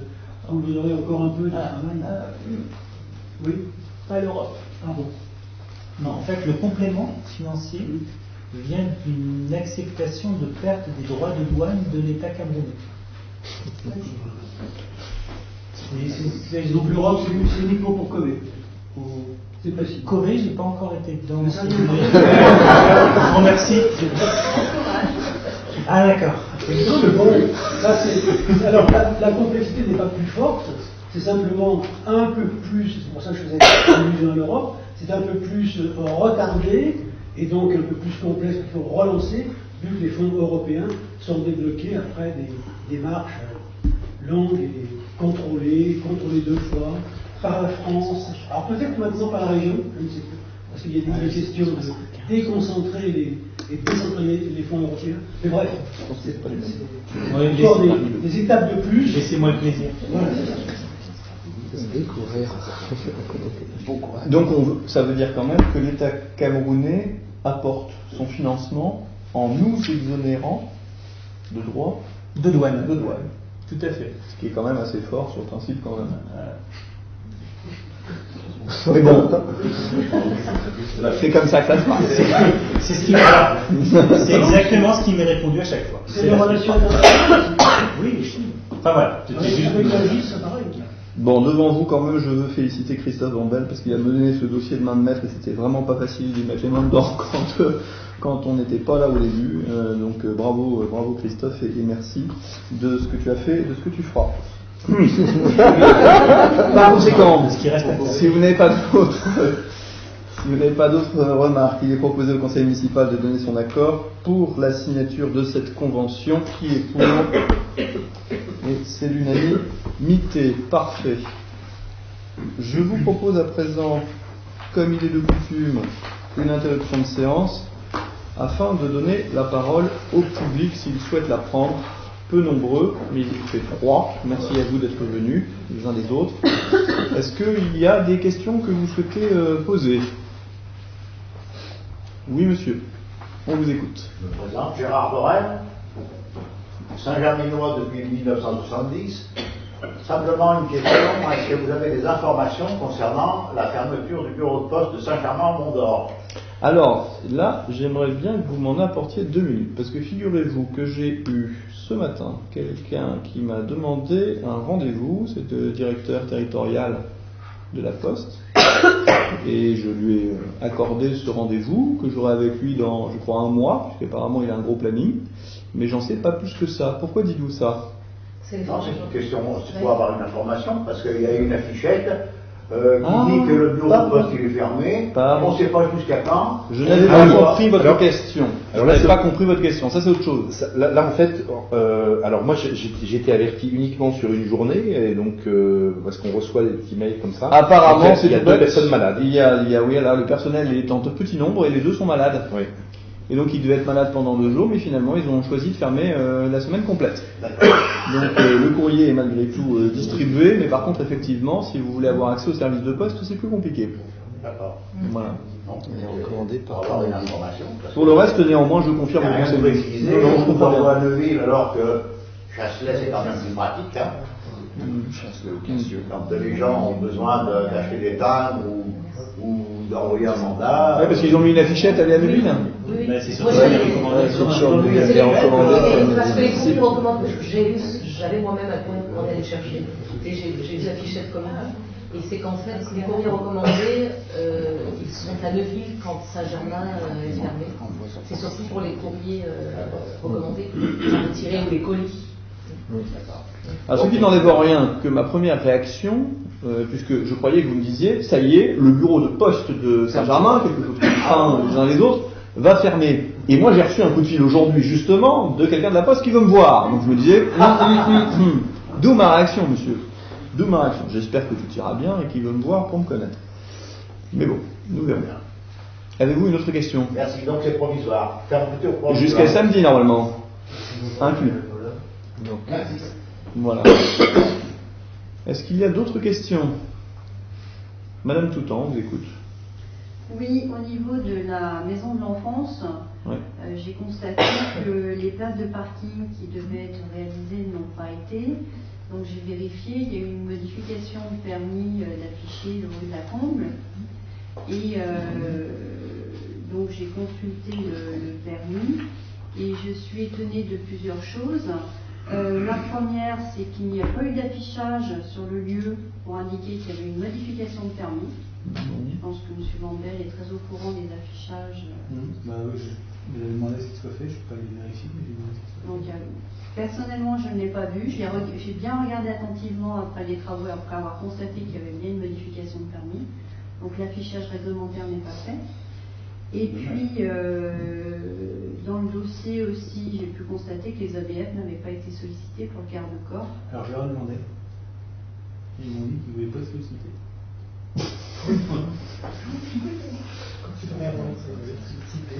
Alors je ne suis pas allé courir après. Oui, mais peut-être.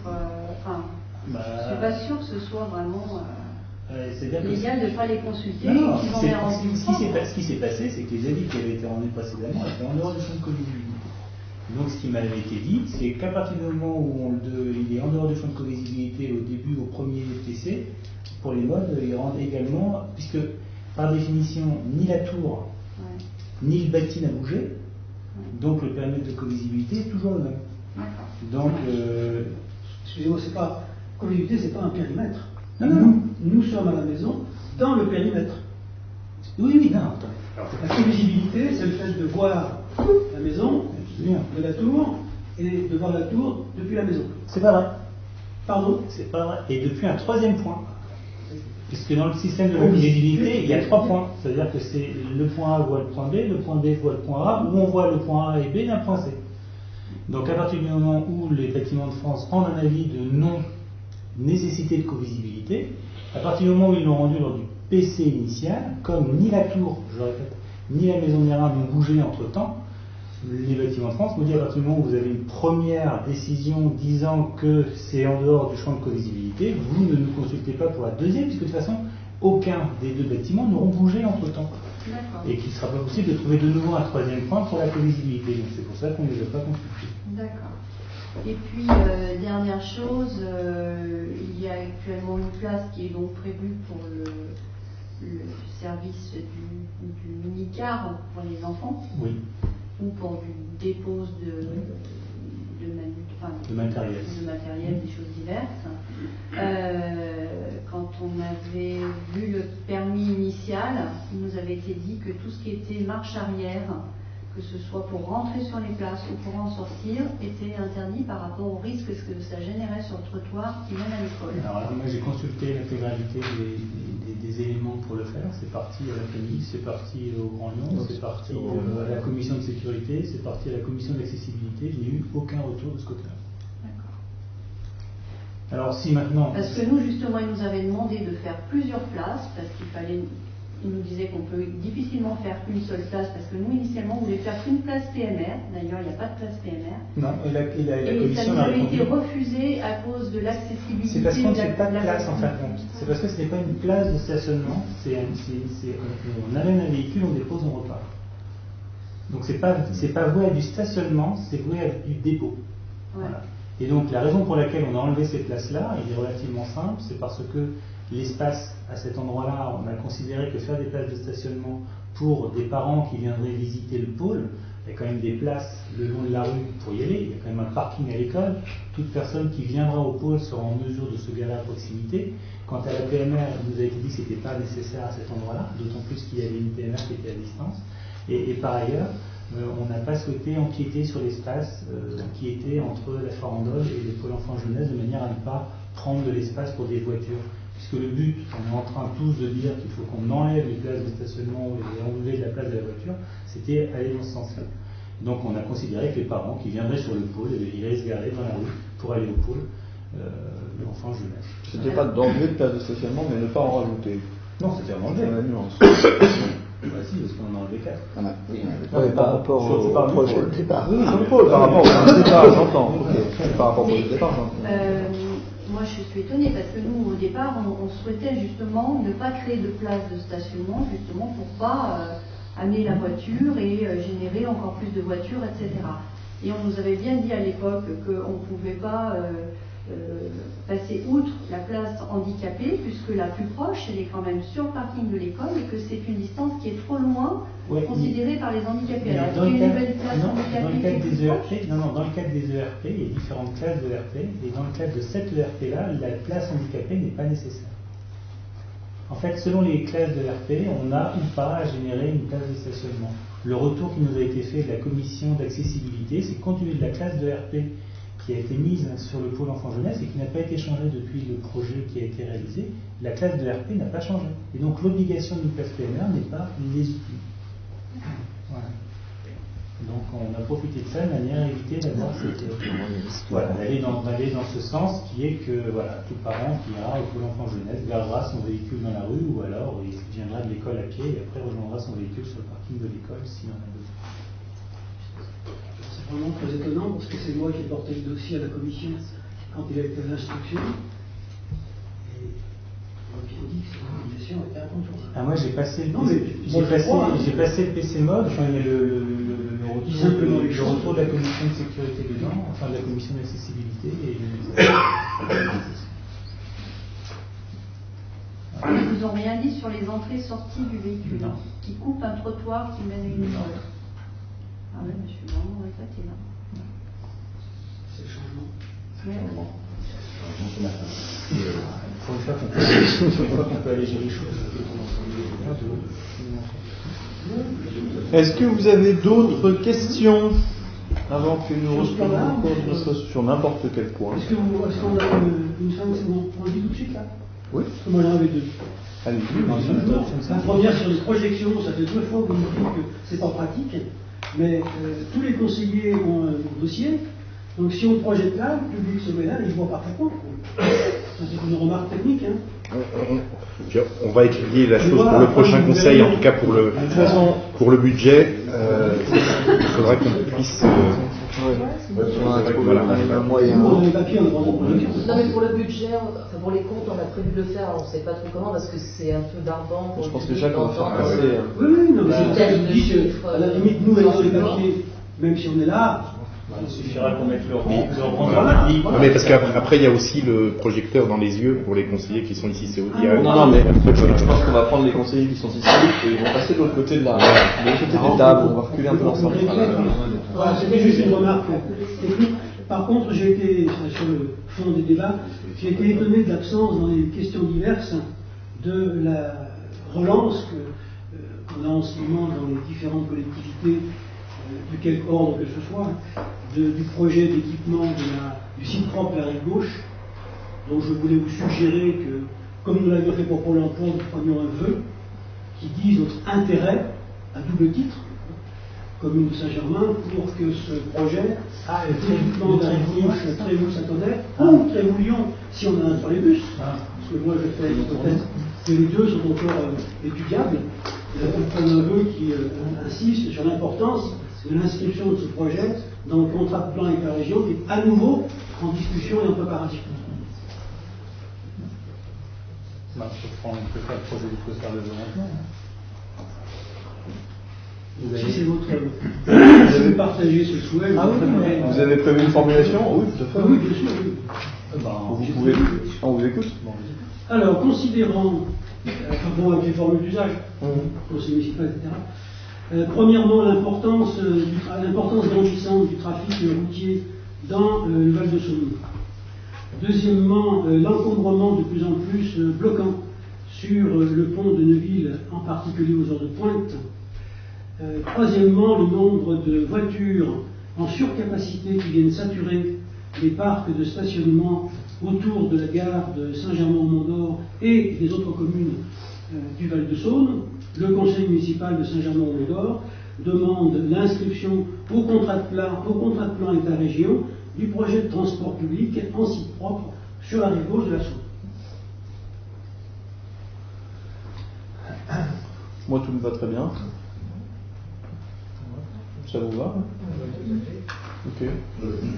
Quand on va à la séance, peut-être qu'on votera l'inscription du vœu. On est hors séance, donc on va attendre de reprendre la séance. Vous savez pas besoin à quel moment l'introduire. Non, c'est très très bien.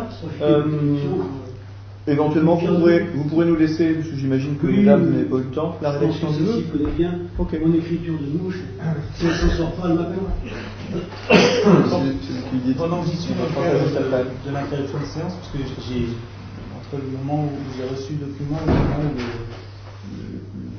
la convocation du bureau municipal était partie, on a reçu le rapport du commissaire enquêteur pour le site Réval.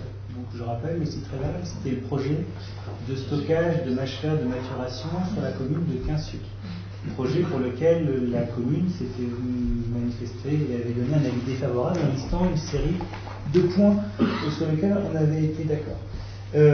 Donc j'ai le rapport du commissaire enquêteur qui est là. Je ne vous en donnerai pas lecture, parce que ça ne dérange personne, mais il est à disposition, il sera mis à l'accueil pour consultation. Je voulais juste vous en donner des conclusions rapides de manière à ce que vous puissiez le faire partager autour de vous, parce que c'est important.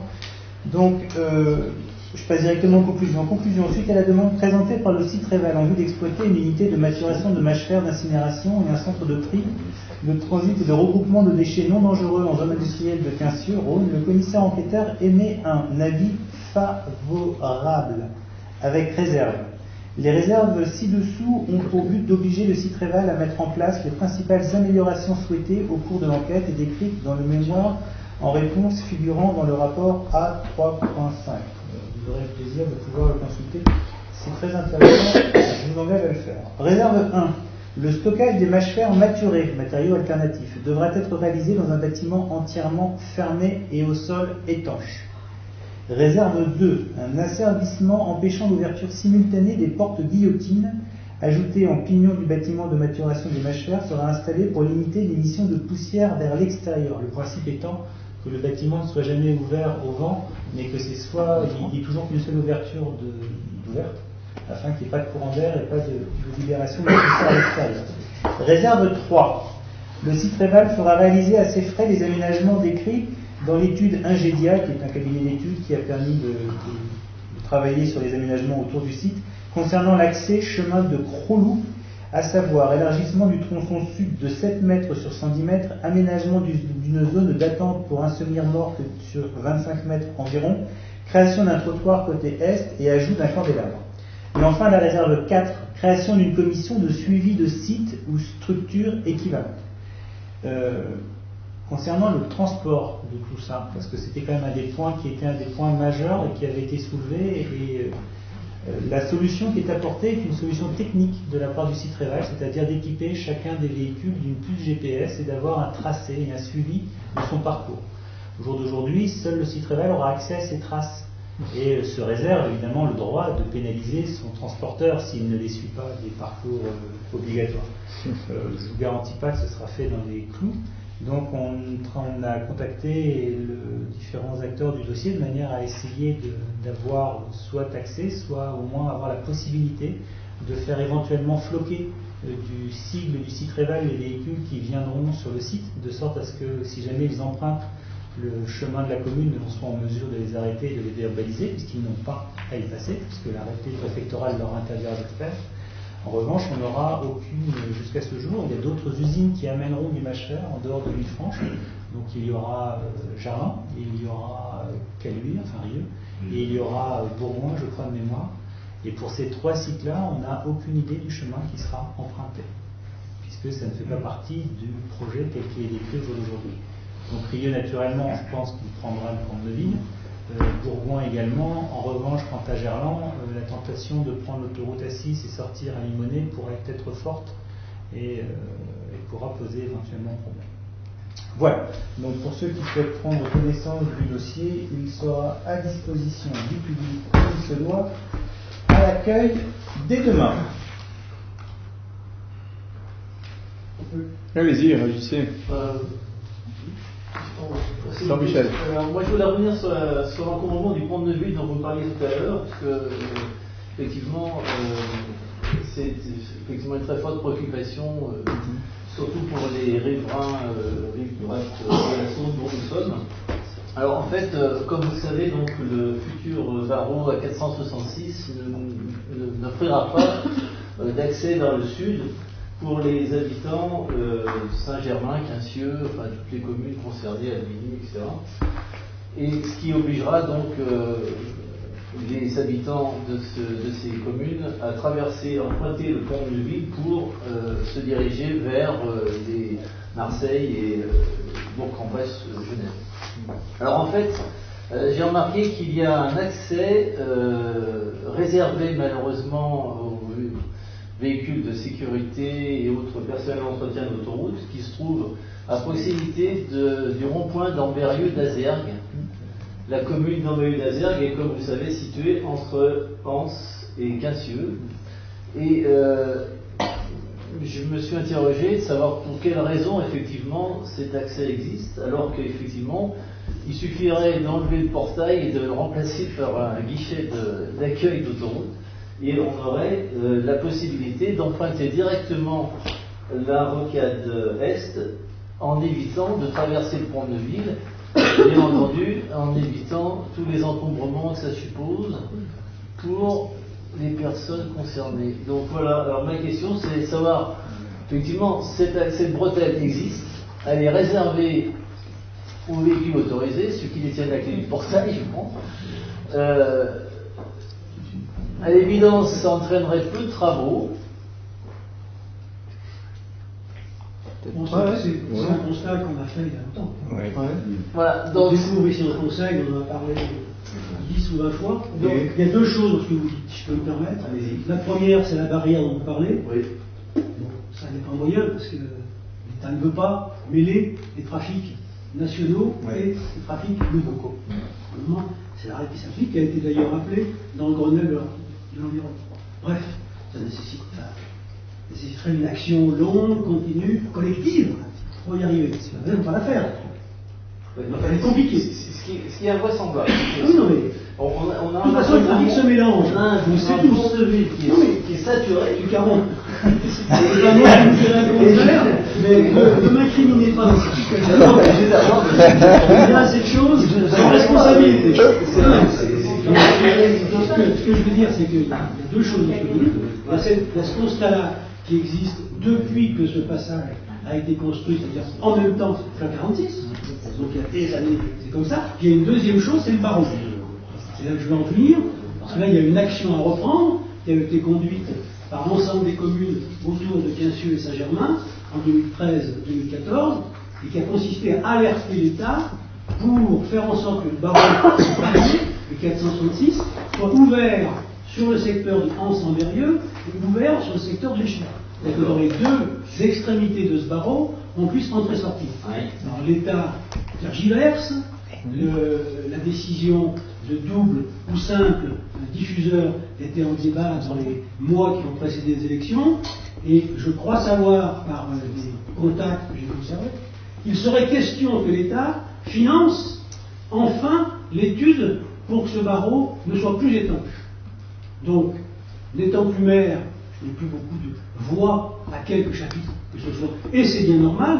Par contre, ce serait intéressant que la commune, par la voix du maire, s'intéresse à cette question-là pour savoir où en est l'État et mener avec les autres communes, parce que c'est toujours ce qui a été fait. Sans ça, on n'arrive à rien. Savoir où en est l'État par le biais d'Adréal avec la métropole sur le cofinancement, puisqu'on avait 3 financements en route. L'État, qui était une hypothèse, même si aujourd'hui on peut penser qu'elle serait un peu moins à l'époque, mais conjointement le Grand Lyon à l'époque et le Conseil général. Donc ça qui est intéressant. Maintenant on n'a plus que la métropole. Général ou le Conseil général, dans le cadre de cette politique des routes. Donc aujourd'hui la métropole a pris les compétences en question, donc je pense qu'il faut interpeller les autorités métropole et Adréal, mais il faut le faire avec l'ensemble des communes environnantes. Donc les maires, Colin est bien au courant de la situation, le maire Quincieux a dû être briefé avant de changer. Bref, bon, il y a une relance à faire. À cet endroit-là, c'est encore le Conseil général. Bien sûr. Donc il n'y a pas de transfert de métropole sur cette partie du territoire. Alors vous avez raison en partie. Il y a une partie qui est sur le territoire. Je crois que ce sont les. Oui, il y a. Ah, peut-être même que les deux sont concernés, c'est possible. Oui, les deux sont. Et moi, ce que j'ai donc entendu le Conseil dire, général est toujours dans la boucle, oui. Exact. Et je crois avoir entendu que ce serait un simple et pas un double. Si on avait au moins une possibilité Ça de ne pas se contenter du pont de la ville, sachant que l'avantage, c'est quand il y a un simple de fait, on peut toujours imaginer le double dans le futur. Oui, mais ça alors que le contraire le principe du financement de l'étude pour aller.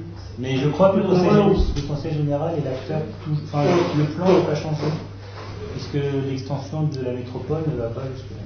Oui, c'est vrai, je ne pensais plus à la situation des chers, et sur c'était déjà sur le territoire du Nouveau. Donc voilà, on va naturellement s'enseigner. Il y a deux aspects dans ce que vous évoquez plus tard. On va naturellement se renseigner. Donc effectivement, je me suis dit qu'il y a peut-être une action conjointe intercommunale. Voilà. Sur l'autre, tu vois. On se voit. Ok, est-ce qu'il y a d'autres points? Oui, Madame Pert. Oui, alors moi j'ai remarqué là, ces derniers jours, il y a beaucoup plu, que la route qui mène de Chasselet à Saint-Germain, qui arrive sur la rue de la Fête, juste avant l'entrée de Saint-Germain, sur le côté droit, elle est complètement inondée. Alors je voudrais savoir si on ne pourrait pas faire des espèces de tranchées pour que l'eau rentre dans le caniveau. Mais je dois vous dire que le caniveau est à ras-bord d'eau. Qu'est-ce qu'il ne faudrait pas l'agrandir? Parce que là, vraiment, quand on est obligé de serrer, parce qu'une voiture, un camion arrive en face, on est submergé d'eau, on n'y voit pas bien. Tellement il y a de l'eau. C'est à la sortie du virage, tu sais, là, quand avant d'arriver avant le panneau, c'était le virage. À droite, quand tu viens chasser, et là, tu as toujours cette marque. Il y a une fenêtre. Franchement. On pourrait faire des petites tranchées. C'est chassé? Ah non, c'est nous, et donc c'est le Grand Lyon, et c'est l'entretien des fossés, et c'est pareil, c'est pas triste non plus. Ah, c'est pas demain. Ils sont en train de faire les diagnostics, là, ils sont en train de se rendre compte que c'est en train de faire beaucoup d'euros. Ouais. Et ils sont en train de prendre peur. Ah oui, mais ils l'ont jamais trop bien fait. Et maintenant, ils se retrouvent avec. Ah, ben là, ils ont la masse. Là, pour pouvoir faire nettoyer les choses. Ah bah, ce qu'on peut faire, c'est leur redire qu'il y a un problème. Parce qu'il y a une traversée de ruisseau, là, qui est une traversée qui est non, mais je me demande s'il n'y a pas aussi un problème de profil de route à ce moment-là. Il n'y a pas un affaissement. Oui, certainement, puis le fossé n'est pas assez incurvé. Et après incurver la fossé, il n'y a pas beaucoup de place, on tombe chez les riverains, c'est très compliqué. Mais il y a déjà un problème de profil de route, parce que j'ai l'impression, comme vous dites à cet endroit-là, oui, non, je cherche mon cahier. Pour noter. Cyril, tu notes? Oui, comme il cherche son cahier depuis tout à l'heure, j'essaie de lui faire des signes. Je le voyais penché, en fait il cherche son cahier pour noter. Ah, ben oui, je sais pas ce que j'ai fait de mon cahier. Allez-y, allez-y. Je suis très ennuyée de voir que la petite portelle du château des 80 est ouverte.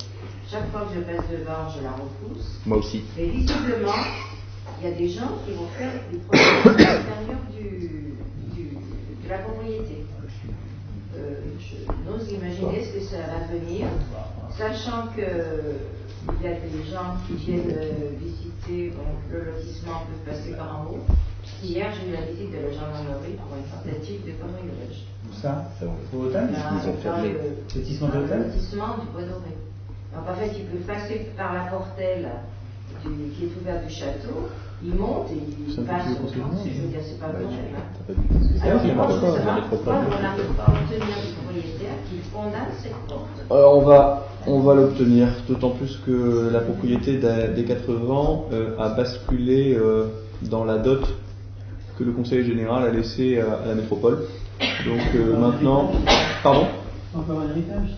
C'est un héritage. Et oui, mais au moins l'accès sera probablement un peu facilité pour avoir des gens qui viennent faire ce portail. C'est toujours plus rapide avec la métropole. Moi j'ai essayé de solliciter Mme Mouniba, qui est la directrice, qui était la directrice conjointe de Franche et d'ici. J'ai pas réussi à lui parler parce qu'elle ne me répond pas. Alors je ne sais pas pourquoi, peut-être qu'elle est plus en piste. Mais ce que je vous suggère, c'est d'activer l'ADAR. C'est l'association qui gère les bâtiments. Je ne suis pas sûr que la métropole elle est clé. Encore. Non, mais il n'y a plus de clé, monsieur David. En fait, il faut faire un point de soudure. Non, mais bon. J'ai regardé la situation. Il y a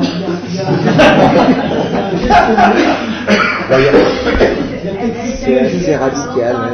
Ça on surveille pas mal parce que la crainte c'est que aussi que le bâtiment se fasse squatter. Il a déjà été fracturé.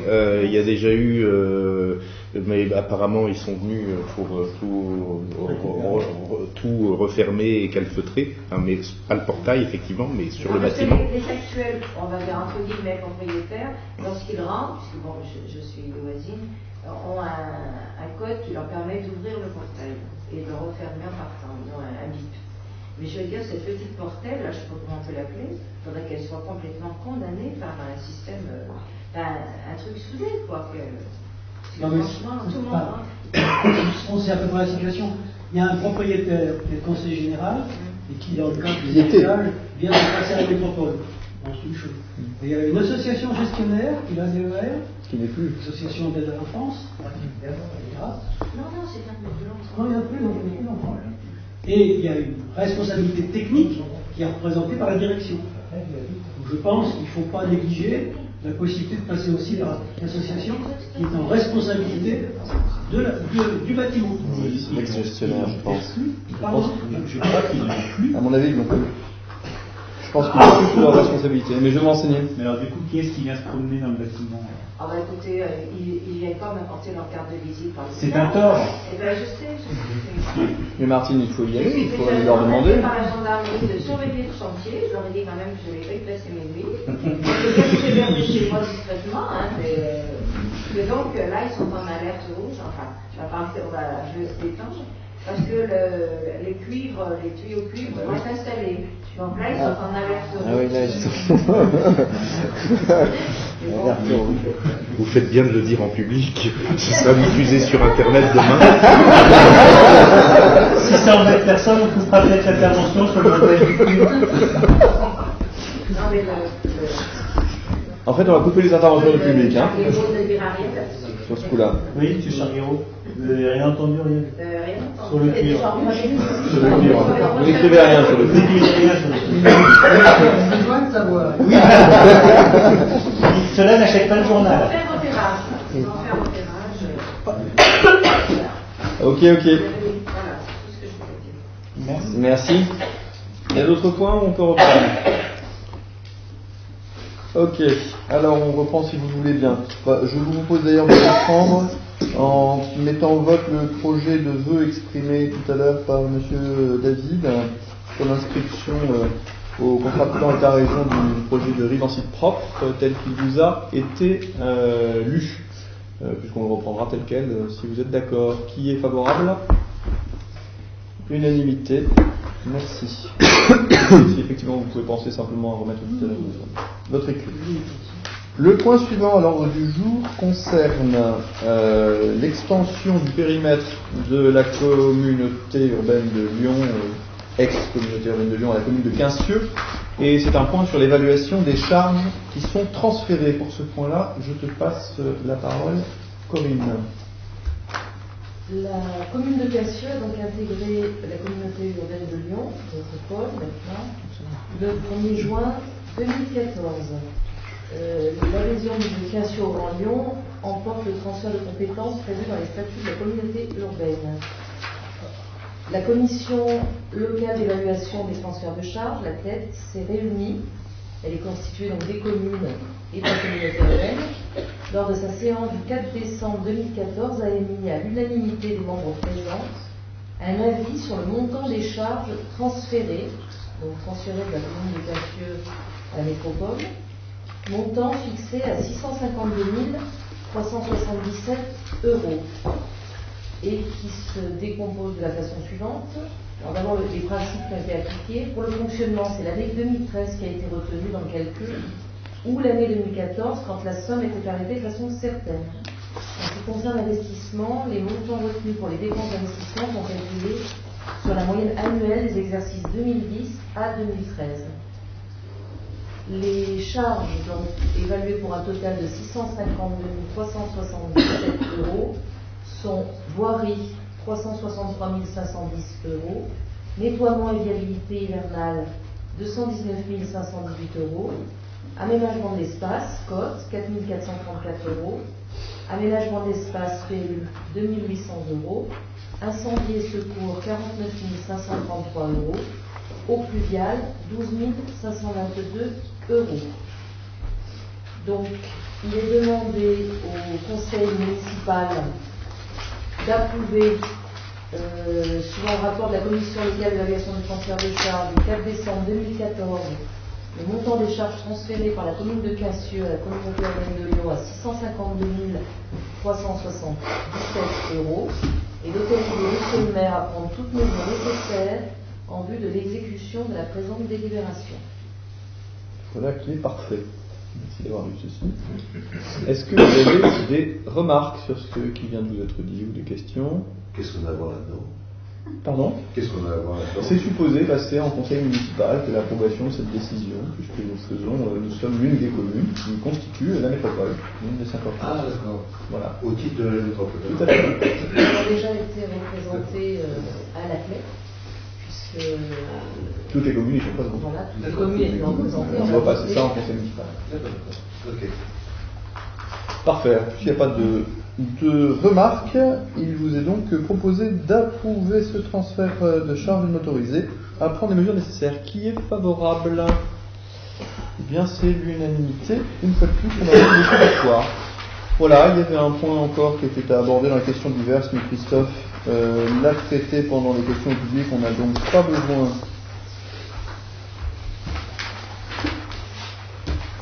d'aborder.